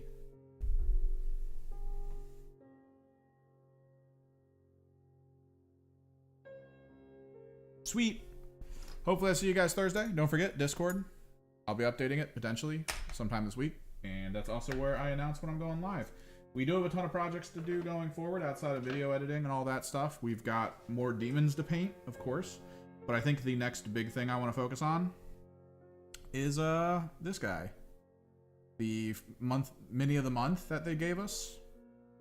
I'm going to be converting him to a Terminator Sorcerer Lord for Thousand Suns. So I have two interesting looking Terminator Sorcerer Lords for my twin Terminator list that I have in my head. Yeah, thanks for hanging out. Thanks for chilling. Talk to you guys later.